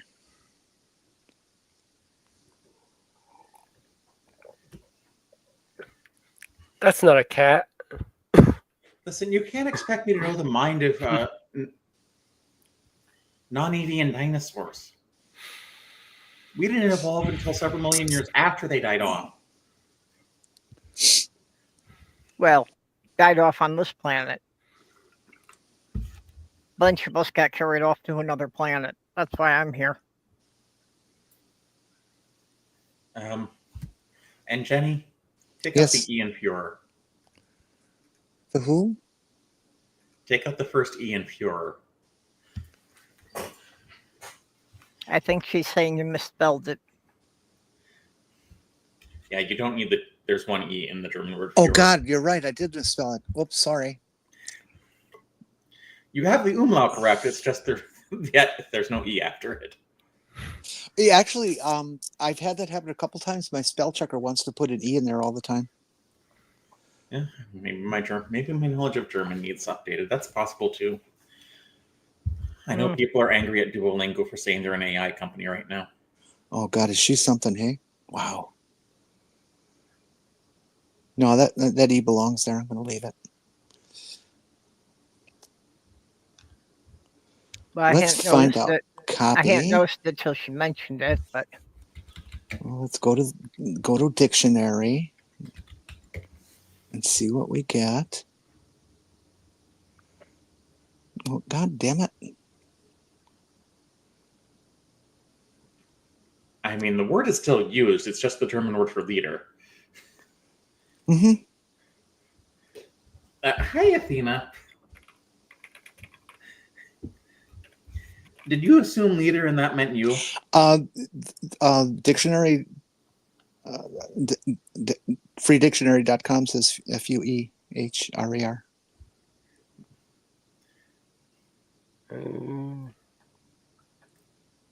And I'm looking up Führer.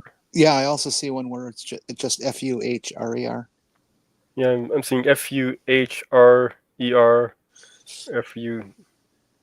So in English, it can be spelled either way, but I'm pretty sure in German it's just the umlaut. Yeah. The U.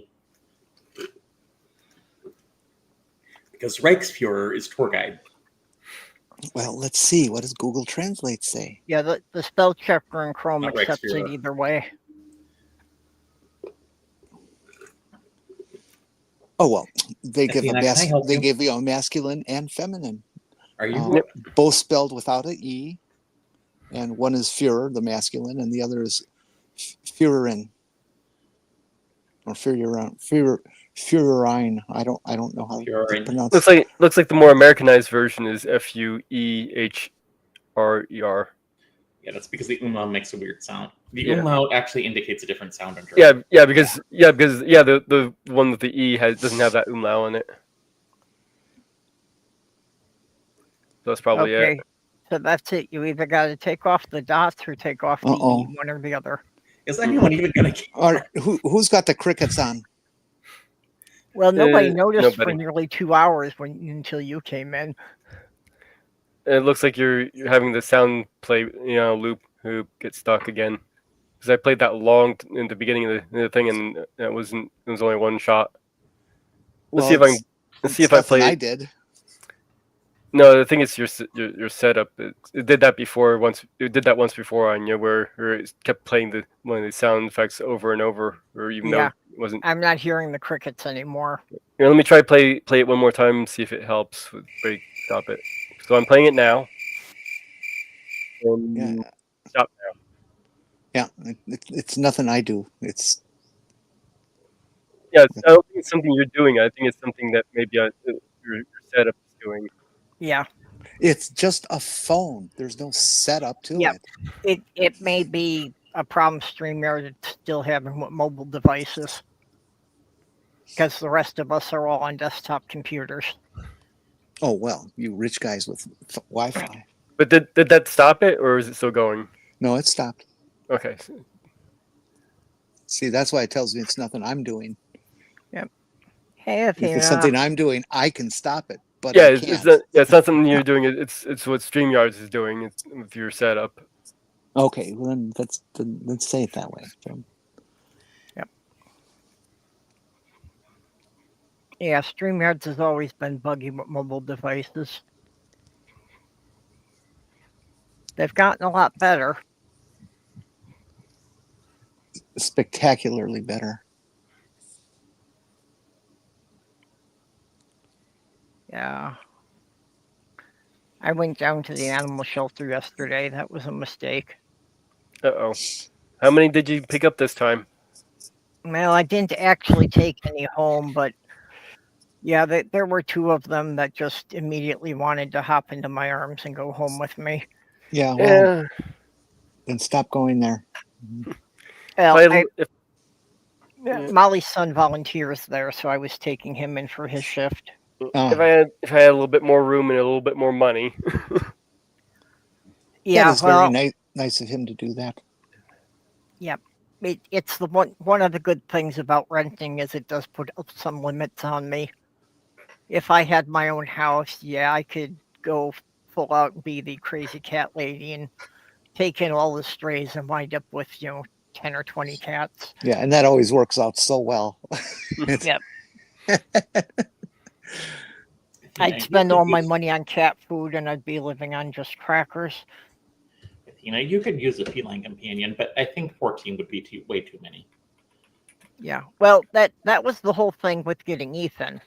Is I thought Sammy-san was getting bored too much and I thought he needed a companion. So that's why I got Ethan, but I never expected Petunia to outlive Sloth Girl. Because best I can figure, Petunia's about 15 now. And Maine Coons, yep. That would be my next shipment from Amazon. Athena, do you have fortitude?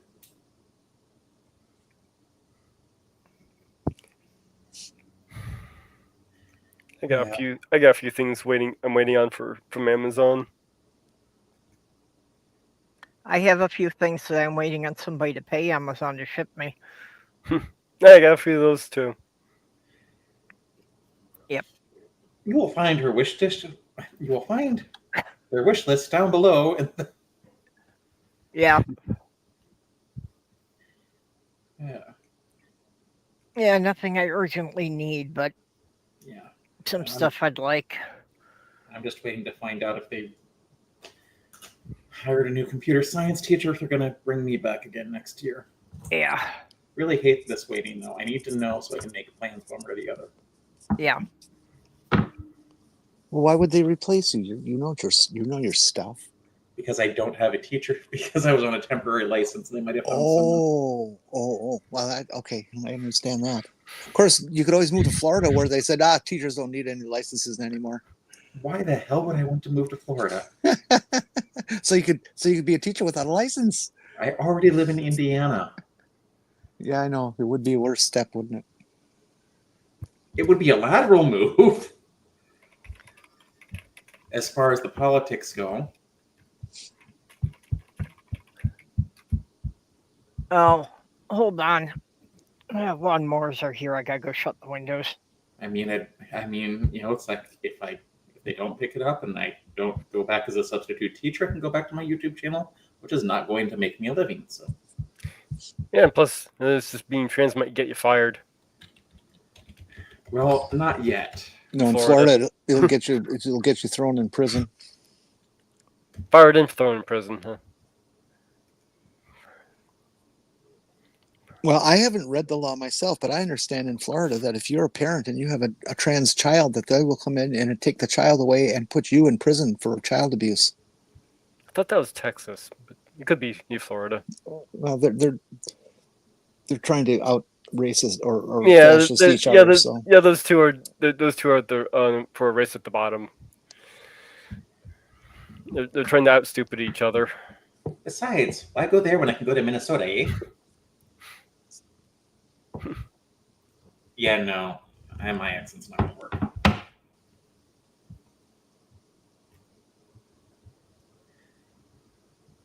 They're trying to out-stupid each other. Doesn't Florida have quite an advantage in that department? Against Texas, though? No. Yeah, I'm not so... it has definitely reached the thing that every time you hear a story about Florida man, Texas says, "Hold my beer." Can I help you, Athena?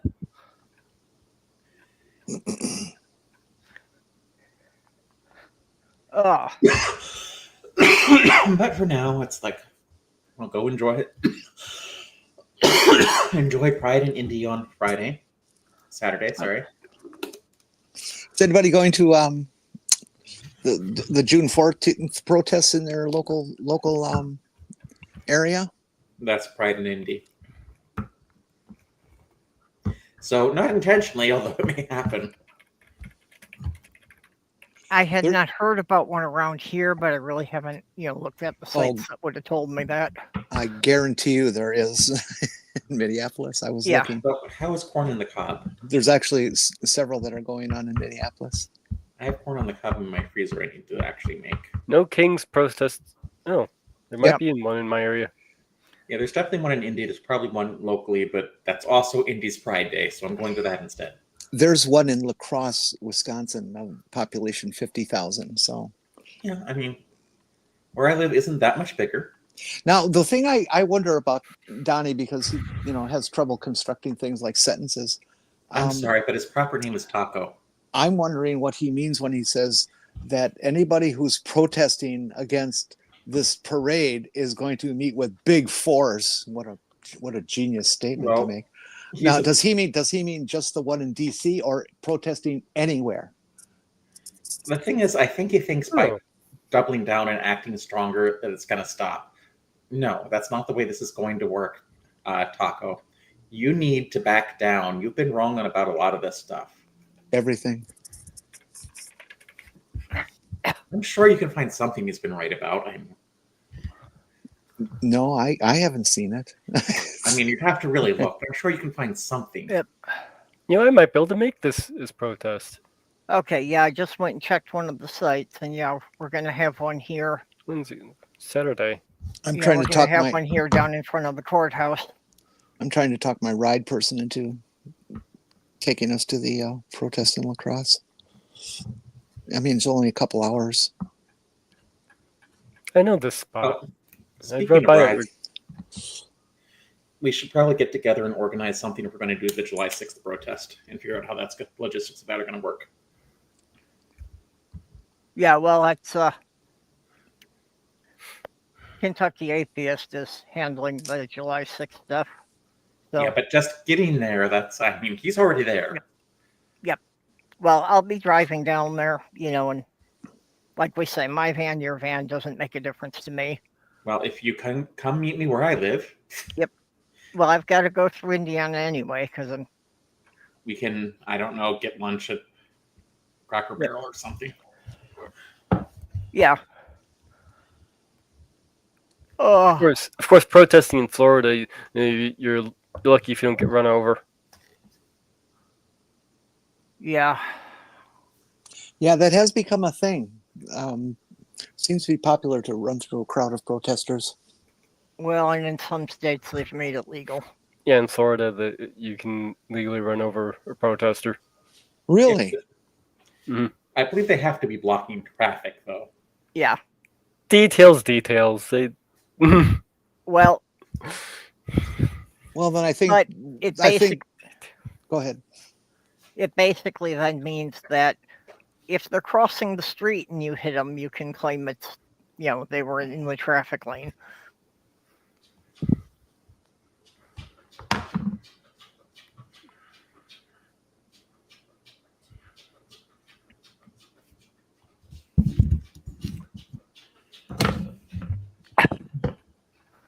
Hey, Commander. I don't know. I'd be worried. I mean, Donald Trump has not really.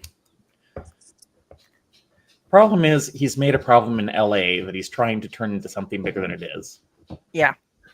Oh, yeah. He's trying to get the protesters to commit more violence so that he can justify sending in federal troops. I think what the LAPD does then is just started arresting people just so the federal government can't, and telling them to go home.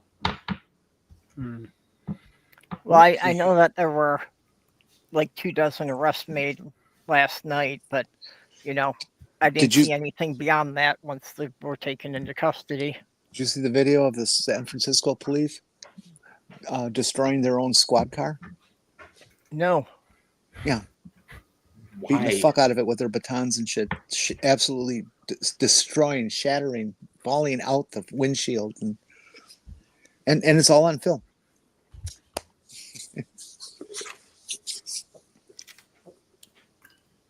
But I suppose Fox News manages to edit the film so that they can claim that it was the protesters from the liberal left doing it. I think Fox News is one of the reasons why we're having this problem in the first place, because the president doesn't watch any other news channel, and they're the only ones referring to it as riots. Yep. Yeah, they're the propaganda arm of the right. Oh yeah, Fox News definitely has a lot to do with the whole thing of Trump getting elected and all. And there have been plenty of people throughout the previous administration that basically said you cannot get factual information to Trump. Yep. No, he doesn't believe it. Too, he can't remember it. Well, and people in the White House have said that he doesn't read the morning briefings. Well, I mean, most presidents don't read every presidential briefing, but it's like, come on, as a journalist, I would have loved to have gotten my hands on the information in one of those. Yeah, well, but, they were saying that, they've compressed his morning briefing down to, 2 pages just so he knows what's supposed to happen through the day, and he won't even read that. Well, I've heard they're actually trying to do it in, Fox News-style segments to get his attention. Yep. Mm-hmm. Yeah, that's their new plan.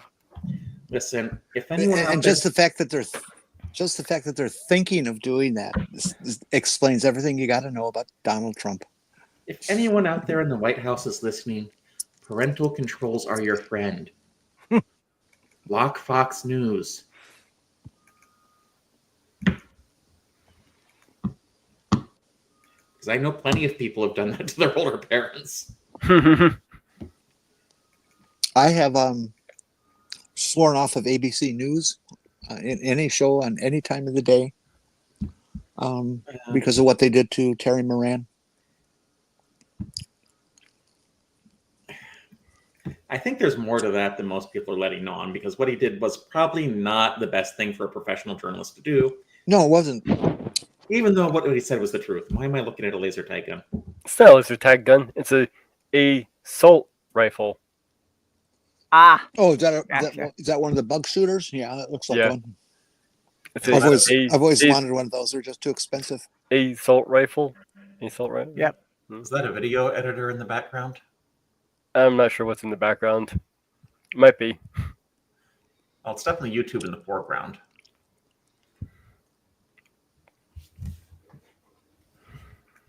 That's not what we were supposed to be focusing on in that picture. Hey, I've been learning how to use Adobe Premiere.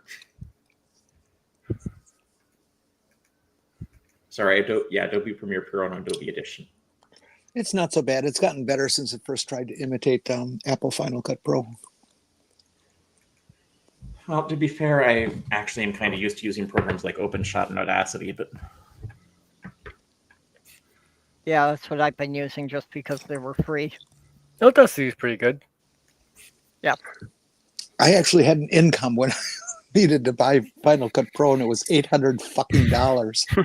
well, I did have Sony Vegas Pro, but it was bought from an old Steam account, which I had trouble accessing. So it's technically still on my hard drive, but I would need to repurchase the license. Well, and it's probably going to a monthly subscription by now. Vegas, no.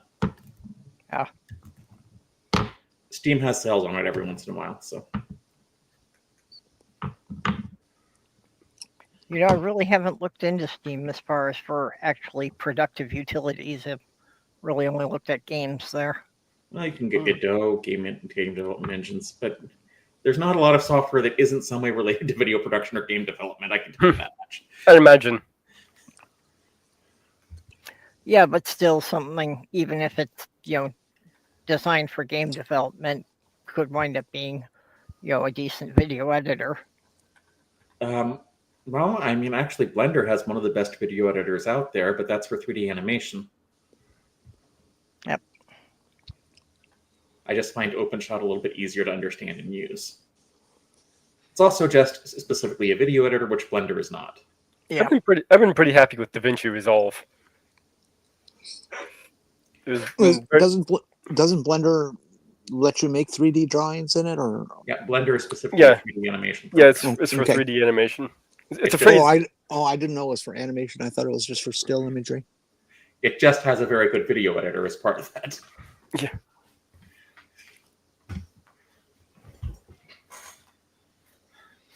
Yeah, I was mostly just looking for something that's, easy for me to understand, that I can, take clips out of different videos and, paste them together.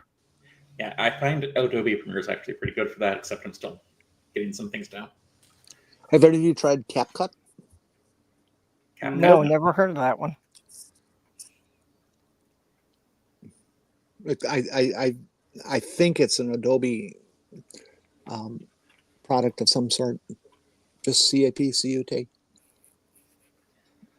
I've never used it. I have no idea. Well, there are a couple. I mean, there are a lot of all-in-one video editor and graphic design tool by AI-powered editor for everyone. I could install there's Illustrator for creating. There's Photoshop. There's Acrobat, Premiere Pro, InDesign, Lightroom, After Effects, Adobe Stock, Adobe Fonts, Frame.io. Audition there's the media encoder, which Lightroom Classic, which is desktop only. There's Photoshop Express, Scan. There's Dreamweaver, which I wouldn't use, and Animate, and InCopy. What was the name of what you specifically said? CapCut? CapCut, Yeah. CAPCUT. Yeah, I don't think that's Adobe. Well, No, one this thing doesn't with look like CapCut, Adobe. yeah, one thing with CapCut is the first thing that comes up is a box for the cookies, and it's accept all or decline all, so it's all or nothing. You can't, you can't even edit to get less stuff. But yeah.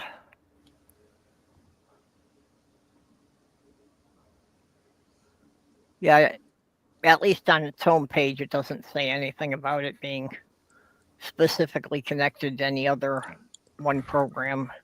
It looks like it's a standalone thing. I know a lot of people on TikTok use it. That's all I really know about it. And I just I downloaded it because I thought I was going to do some stuff, but I never did. But I thought I remembered saying Adobe at some point in the download, but I could easily be wrong. It doesn't look like it's Adobe. Yeah, but some of the demonstrator things it's got here are definitely TikTok videos. Yeah, actually, it's even got a listing specifically called TikTok Video Editor. If only I could do TikTok. Technically, I could, but I couldn't keep my students from following me. Nope. Putting in Adobe alongside, The CapCut says it's an alternative to Adobe. Oh, okay. I probably just didn't pick up the rest of the words. I have that tendency to have one word flash into my head from reading or a paragraph or something like that, and nothing else. Yep. Easy to admit. I just wanted to play around with Premiere Pro. It's just because I know a lot of YouTubers use it, and I got like the old like Creative Cloud cards rather than pay for their new, because they moved everyone to an AI-based subscription model. No one wanted it, and people were just saying, "Screw you." It's like I'm not paying it. Commander's saying she uses DaVinci Resolve. That's what I use. Yeah, she had Premiere Pro, but the subscription expired on that. Yeah, I have the free version of the DaVinci Resolve, and there really isn't too much I've run into where that says you have to pay to use. I don't know. Yep. Like I said, DaVinci Resolve and Belinda are both free. I still prefer OpenShot as the open source video editor. Yeah, well, OpenShot's the one that I've used, so I know it was pretty easy to pick up the basics.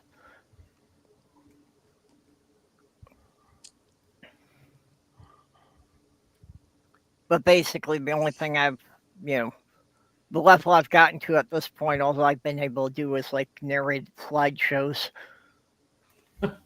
Yeah, but you can do that using PowerPoint.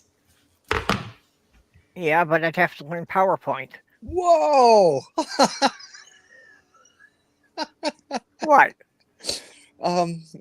Like I said earlier, I'm running videos in the background here, and they're just videos on things that were filmed on camera you wouldn't believe them. Okay, fine.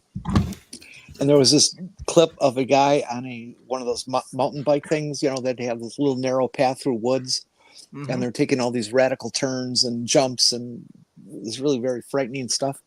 Well, a guy was doing it, and he's coming around. He comes around this turn, and suddenly has to slam on his brakes because there's a giant bull with those, one of those longhorn bulls with 6 feet worth of horns. Oh yeah.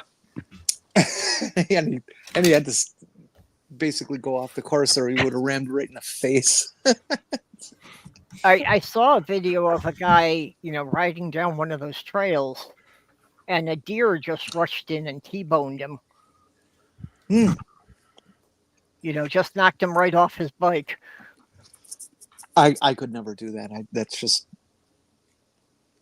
too scary for me to do. Yeah. I also saw one that, you were saying about like the jump ramps, and like there was a little creek running there, so they had a jump ramp to get over the creek. But apparently the guy got more altitude than he expected and hit his head on a tree branch going up the jump. Ouch. Yeah. So he didn't make the landing and his bike fell in the creek.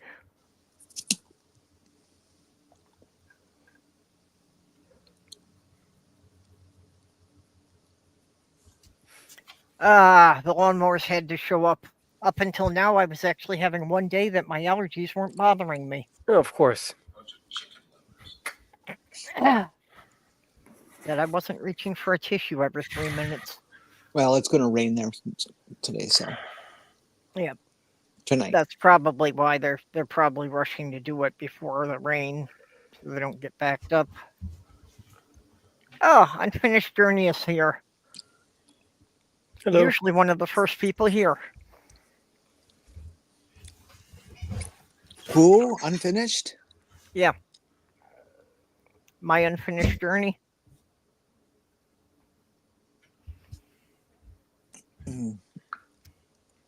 He's been one of the really good ones, shilling out about our show starting usually before I can post it around.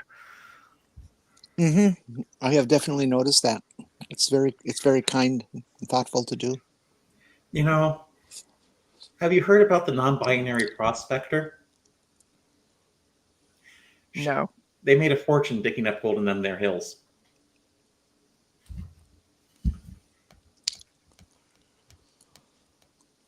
Yes, it was terrible, but Okay, yeah, it took me a minute.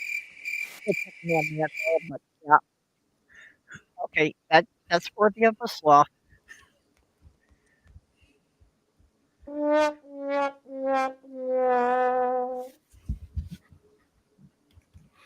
Hope those don't get stuck playing for you, Jenny. Yeah, it's not my style of humor, Norm. So,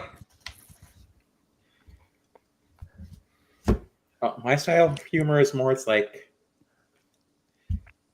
I mean, I have noticed that there's a lot of people interested in more IP lately, and the thing that I think is great about that is because every single cisgender woman has used a men's room at some point.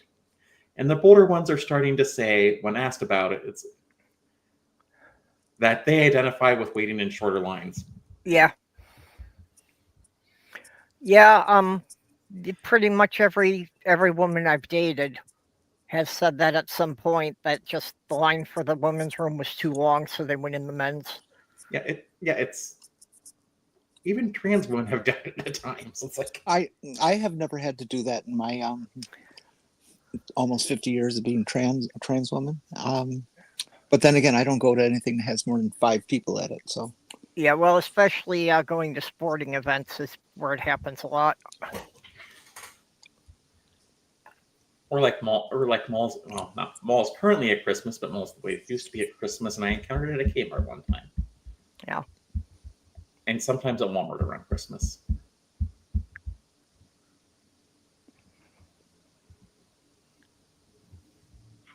You know, someone has a Substack. Never really checked out that site, but I always thought,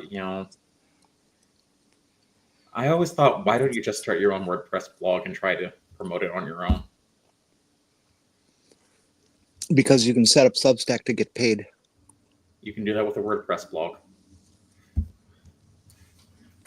I'm guessing probably you'll get more eyes with Substack. Yeah, I mean, I guess most people would start at the thing that's better optimized and has more views. But I know a lot of people on YouTube will like start on YouTube and then go off into their own site, especially if they're like people are out there usually right-wing grifters. I think Young Pharaoh did that. Oh yeah, I don't think I'd ever do a blog on YouTube. It would just get lost in the shuffle.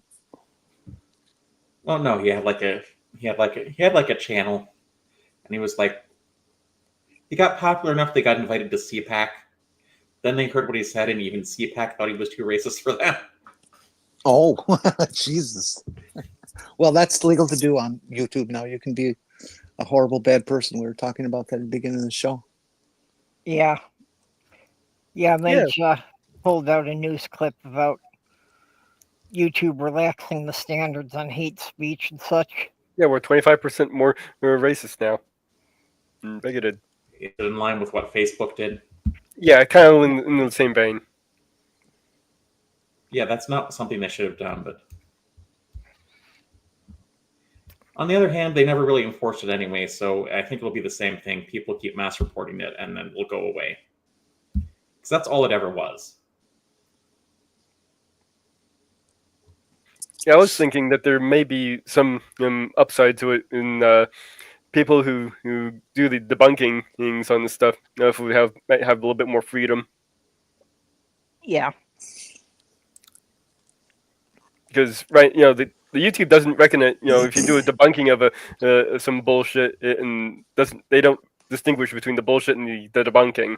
Oh, sure they do. You get banned, and the actual misinformation doesn't.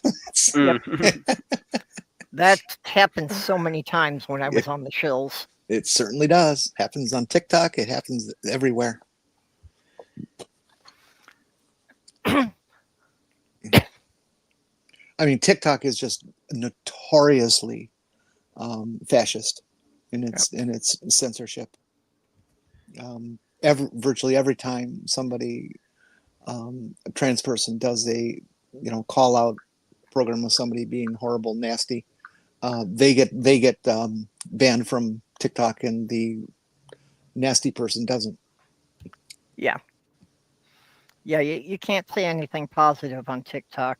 And I have to wonder how much of this is try to align with Donnie Delinquent's latest rant. Well, all of it. Everybody is fucking laying down for that bastard. Yeah.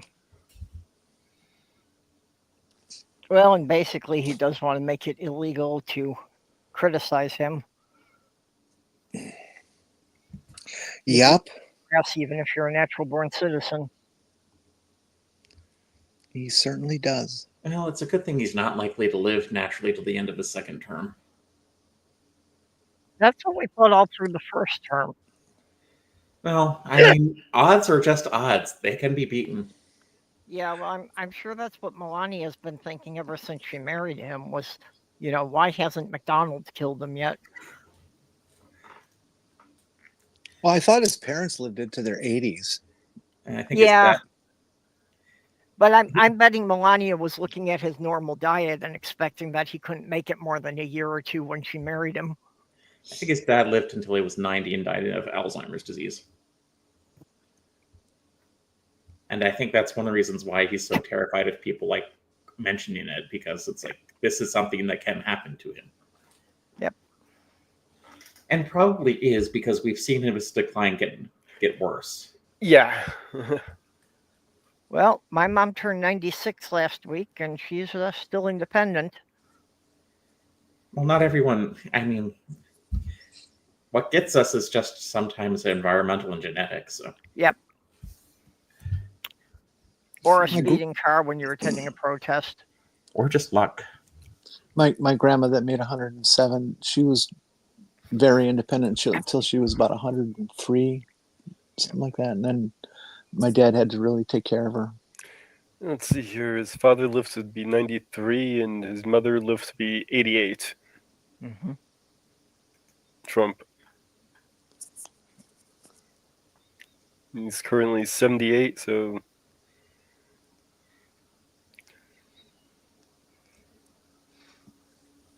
maybe another 10 years? 10, well... Yeah. I don't know. 10, 12 years at most. He's in such great shape, It's... What the... So if I go to the protest, I probably need something. I should probably start covering the tattoo on my arm for these things.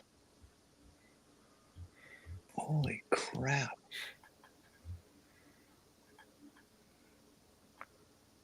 So, anyone have any suggestions on how to cover up tattoos temporarily? Band-Aid? Yeah. Makeup. Paint. Other tattoos. Tar and feather. I guess spray painting my arm would be the easiest one. You have a tattoo on your arm? Hmm? You have a tattoo on your arm? Yeah. Oh, the sloth girl. Yeah. Now just gets like some of those. Well, like, I haven't got the sloth girl one yet. This is the one from my late fiance. Oh. Just go to Alter something and get like the sunscreen that can serve as foundation. Mm-hmm. That matches your skin tone. Yeah, that'll work. Yeah, I'll have to see. The problem is that the tattoo's, fairly dark color. And Try to my leave. skin's fairly light. If you must take your cell phone, put it in airplane mode when you go there, or before you go there. Yeah. Ideally, don't take any data receptive devices. Yeah, if you go to one of these demonstrations with your phone, you're an idiot. You're just a plain fucking idiot. Yeah, I should get a scrap phone for these events, just so I've got something I can carry with me that won't be traced back. I think I have a few scrap phones. I might have to remember that. I do recommend taking a camera, a video camera of some sort, so you can record, maybe like a GoPro if you have one. Mm-hmm.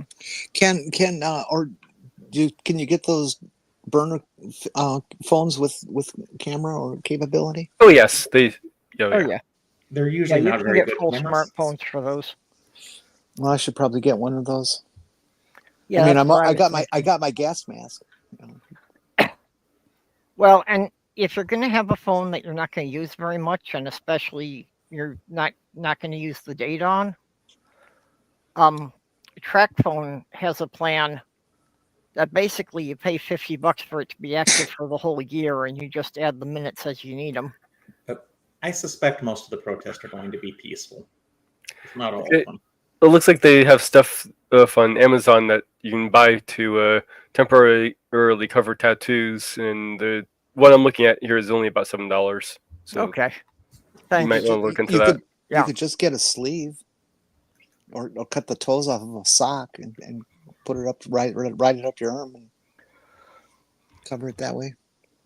Yeah, well, that was my first thought, but and I was also thinking that how's that going to work when it's like 90 degrees out? I'm going to be overheating. It's not so bad. I have to wear a sleeve when I'm driving because of the medication I'm on. Oh, I'm okay. photosensitive, so Yep. I'll burn in 10 minutes. And a serious burn in a half an hour, so I have to wear something. Oh, ouch. Yeah, a lightweight cotton long sleeve would be good for protecting from the sun and keeping you cool.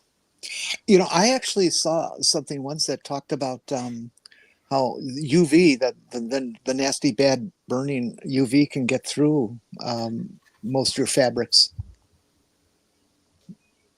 Yeah. And that you need so specifically for blocking the sun. Yeah, the UV can get through a lot of the lightweight fabrics. Well, yes. I mean, a sun hat is also helpful too, but for different reasons.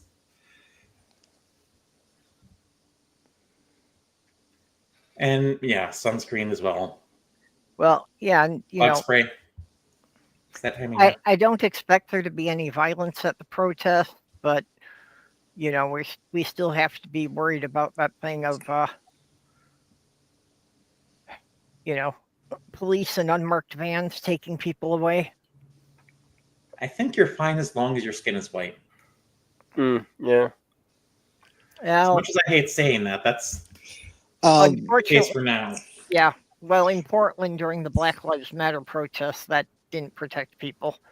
we are not causing the violence at these. The federales are coming in and creating.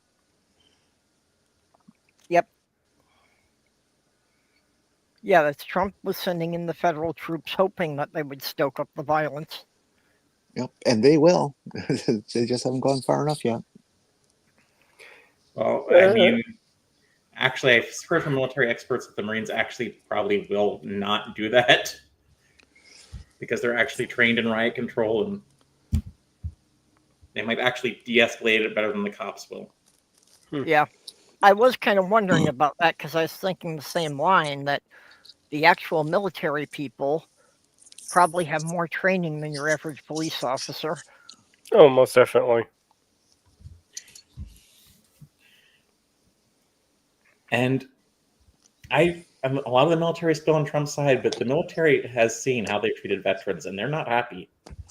Yep. Yeah, I think it's pretty tacky for to call all these National Guard guys in and make them sleep on the floor and not have any food ready for them or fuel for their vehicles. Or Yeah. good job, Trump. Cutting veteran services, firing them. Well, like It's Jenny says, just not preparing the logistics they need just to do the job they're sent in for. Yeah, there's something for you if they call them Marines. Get a bunch of stuff on your poster is about how they're crapping on vets. Remind them of what they're doing to their own. Yep. Well, members of the military aren't allowed to be too overtly political while in uniform. True, but they are not only allowed to, but charged with the responsibility of refusing illegal commands. Yeah, but I don't think. And being ordered by a president to go in as a National Guards person is against the law. It's called posse comitatus. When someone makes a move of which we don't approve, who is it that always begins? UN and OAS, they have their place, I guess. But when in doubt, send the Marines. It's another Tom Lear song. Well, the word is supposedly that the Marines are there and all they're doing is protecting federal buildings, which makes perfect sense for them to want to do that. Yeah.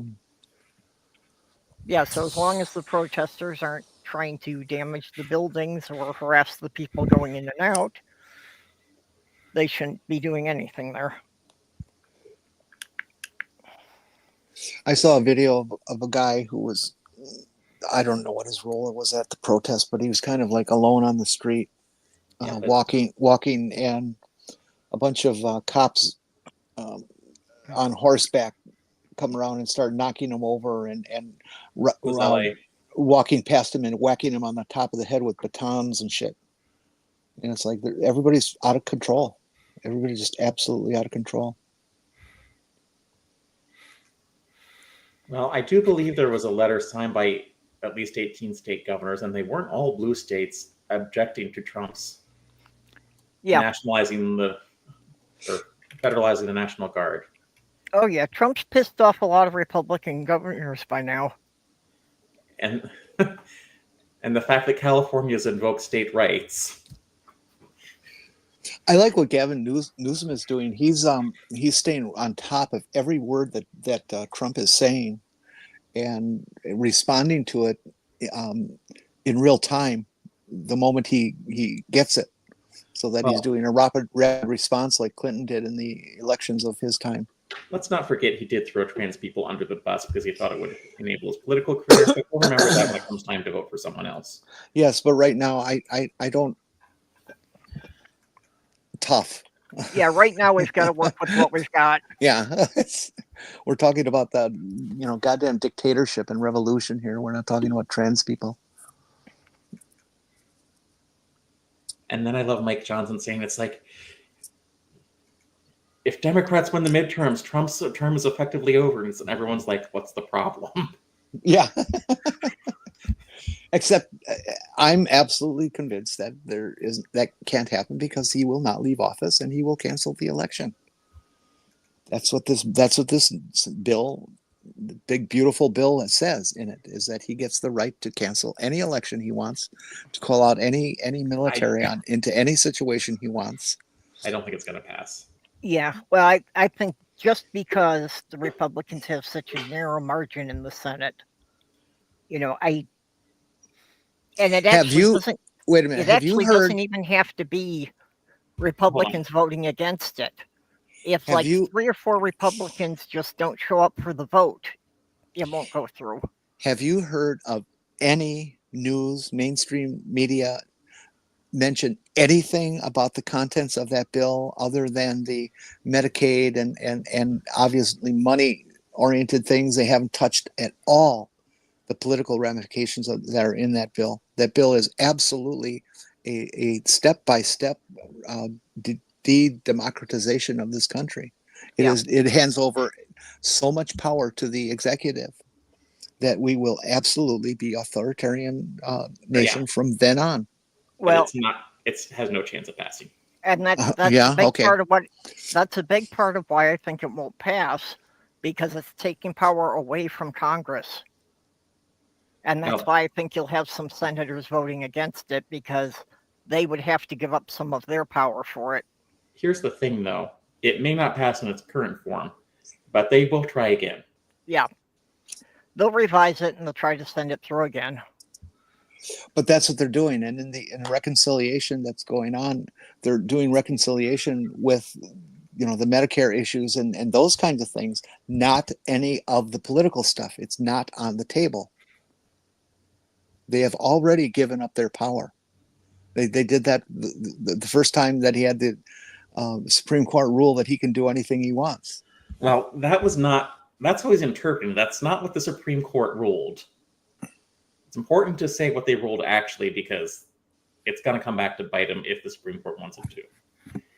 He only has immunity when officially acting as president. He can't just say something unofficial. He can't just say everything he does is official. Yeah, and who interprets that? Listen, it was a bad ruling, but Donald Trump does not get to interpret that. The Supreme Court does. And the Supreme Court is not happy with him. Then why are they sucking up to everything he's doing? They're not. Actually, there was already an opportunity for them to go after him. Like you say, that the Supreme Court said it's only about official business, and he had basically a dinner party at Mar-a-Lago to shill his cryptocoins. And what's her name? His spokesperson, when being questioned by the press, said that, oh no, that was not an official political thing, that was just a private party he was having. So if they can connect that it was a private party and that his handling of his crypto coins, violates some trading regulations, which it does, that would be something he could be prosecuted for.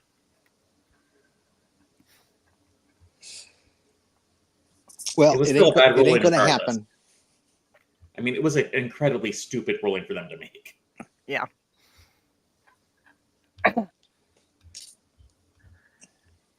Well, yeah, because one of the things that was said in that court hearing was that as an official act, he could have one of the judges assassinated. That's correct.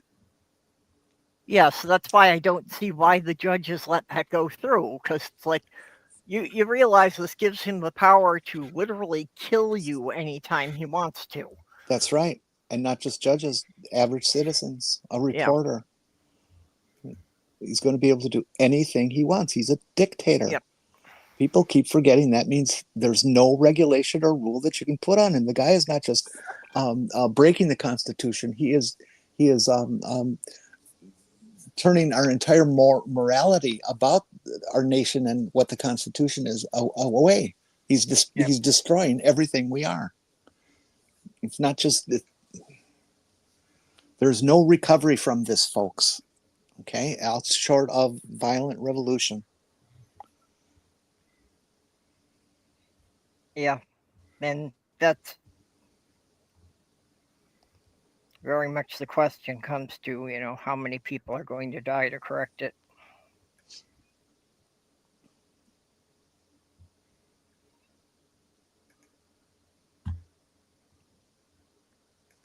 Well, that seems to have killed everything, so maybe on that note, we've had enough for today. Yeah, maybe. So we've been going over 4.5 hours. We have so not. Porpoise, you would try 2.5 hours. 2.5. Or 2.5, sorry. That's okay. Just feels like 4.5. Yep. Oh. Porpoise, you had posted a new video in the wee hours this morning. You mean like 1 p.m.? Yes, I did post a new video about how AI detection algorithms work, which honestly I could not find any good information on it. I can tell you that the stuff that is supposed to detect AI, a written material, isn't worth shit. Oh, none of them are very good. They only have like a 40% accuracy rating. I actually put something I completely wrote myself into one, and it says like by 50% AI. I put something that I had AI generate into it and said 100% not AI. I moved this. So I'm more AI than an AI, apparently. Yeah, they're just not very good. Yeah. And remember, AI stands for absolute insanity.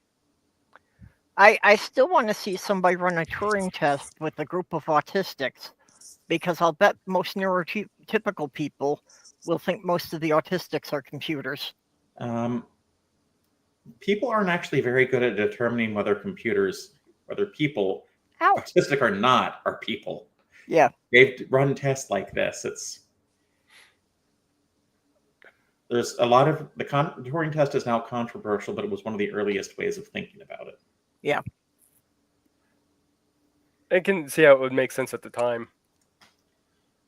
Well, they're trying to, it's still somewhat relevant, but they're trying to say, can we come up with something better? And a lot of artificial intelligence programs aren't trying to do it isn't generalized. Like even ChatGPT is not artificial general intelligence. It's just, oh, here's a program that's really good at producing text that sounds like humans wrote it. That's all it is. I really hate how people are using, how I see some people using like ChatGPT They think it answers questions for them. Well, You it know, can. and it only answers questions based on what it has learned. It's not some absolute No, it's not absolute. I arbiter of fact. my experience with it is put it on somewhere around Wikipedia, Okay, maybe a little bit less. Yeah, Let's I be think careful. that's a fair comparison. Let's be careful using terms like learned. It's not really learning. It's just Mm, trained in its data set because trained, yeah. computer scientists have done themselves no favors by using colloquial terms Ow. to describe what their models are. I'm intentionally using the terms that are being bandied about. Well, it's And the I'm- same mistake that scientists in all sorts of ranks keep making.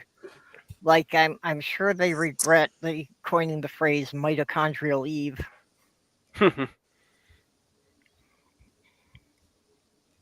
And Y chromosome Adam. Yep.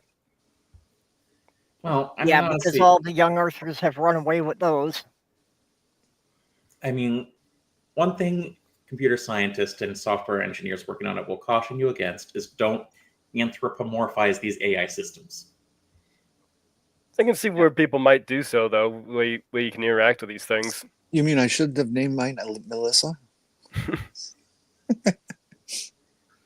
Name it whatever you want, just Well, don't think it's a person. I think it was in one of Cirrus's videos that there was a clip of this one woman being interviewed and her saying that before she makes any serious decisions, she runs it through ChatGPT.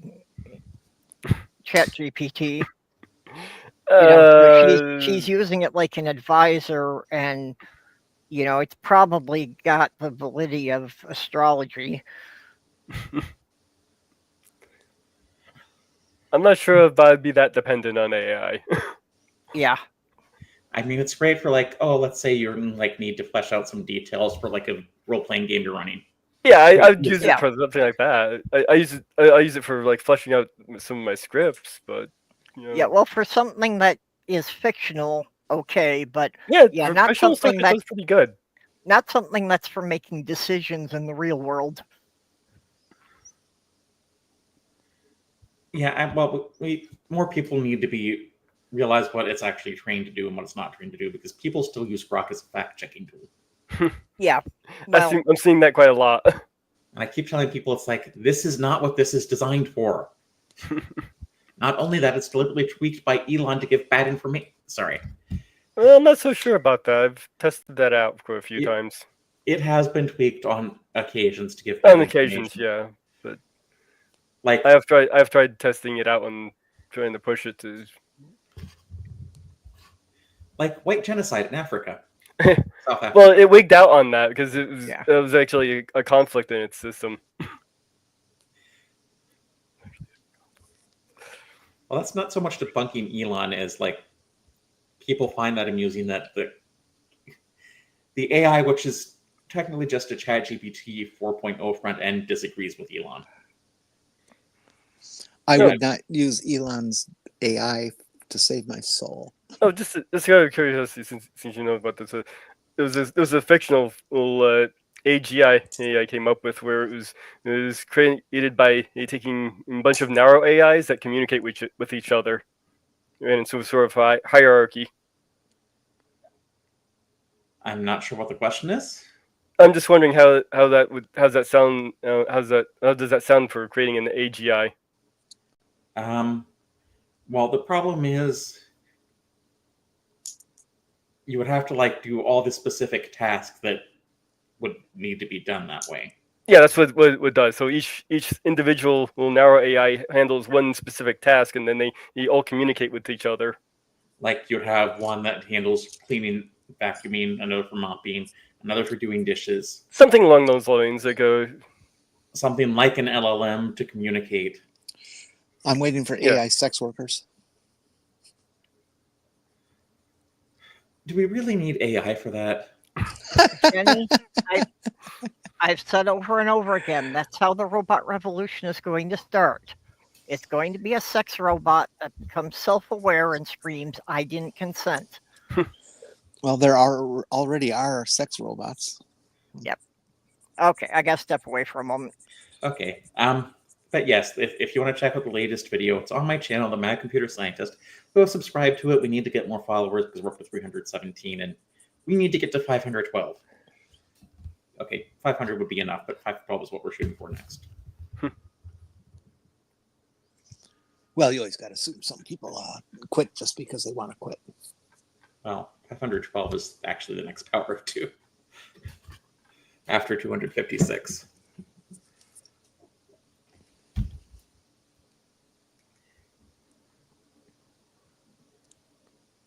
Or you can also follow me if you're on Clapper. I'm a computer scientist on Clapper, where I'm just like doing practice for my stand-up routines generally.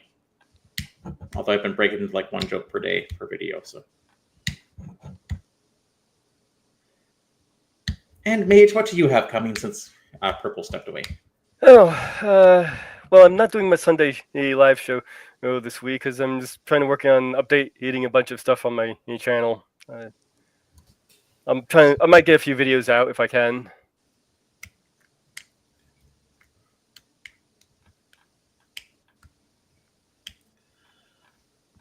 Well, Deep State, if I have to go to Canada, I'm not planning on taking a plane right now. But first, I'll probably go to a blue state first. Come on up here. We got lots of room. Well, Illinois is a lot closer.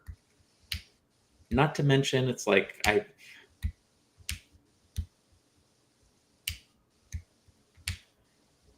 would need like some place to stay and a place for the cat, and We have people that have cats up here too, and dogs, and well, eagles too. I would need some way of supporting myself.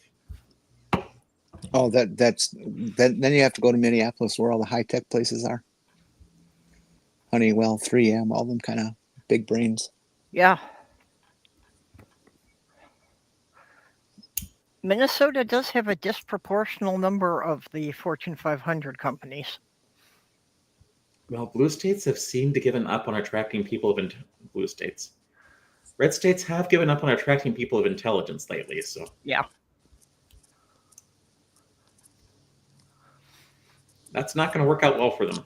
Well, they do seem to like to do things like put football coaches in as senators and things.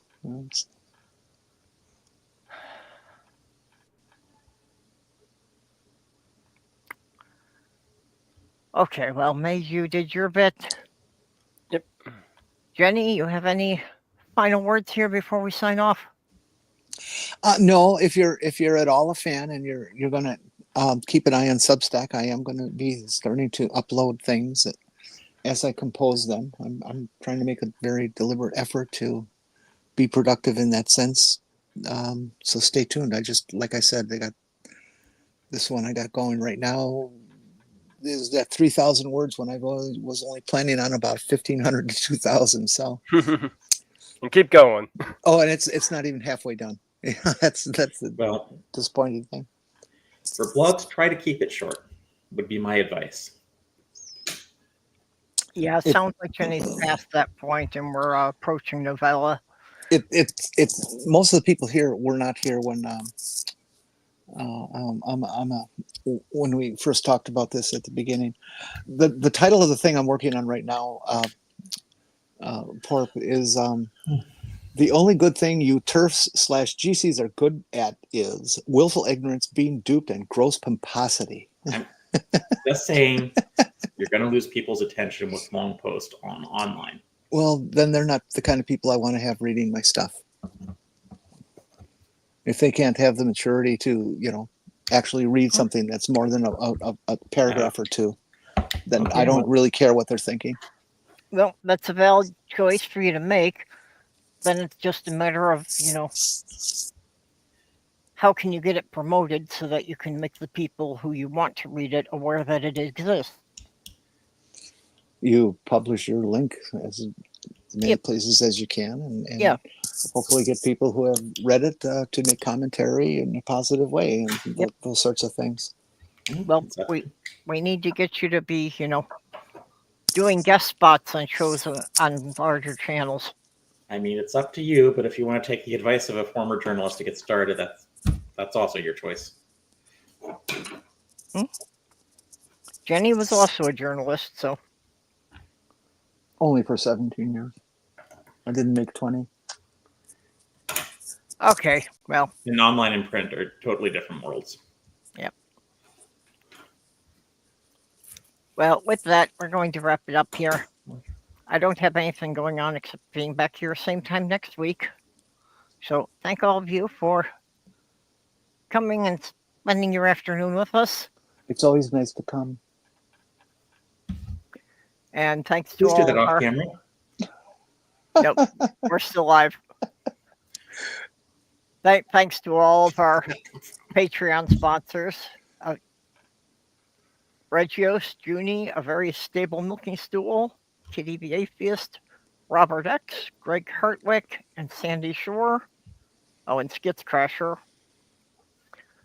So, yeah, we appreciate the help you can send us. Never name Lord your knows children. we need all the help we can get. What, Jenny? Never name your children based on alliteration. Just don't do it. Also, don't name your child Elon. Error. Okay, goodbye, everybody. Don't get caught. Or if you do, enjoy.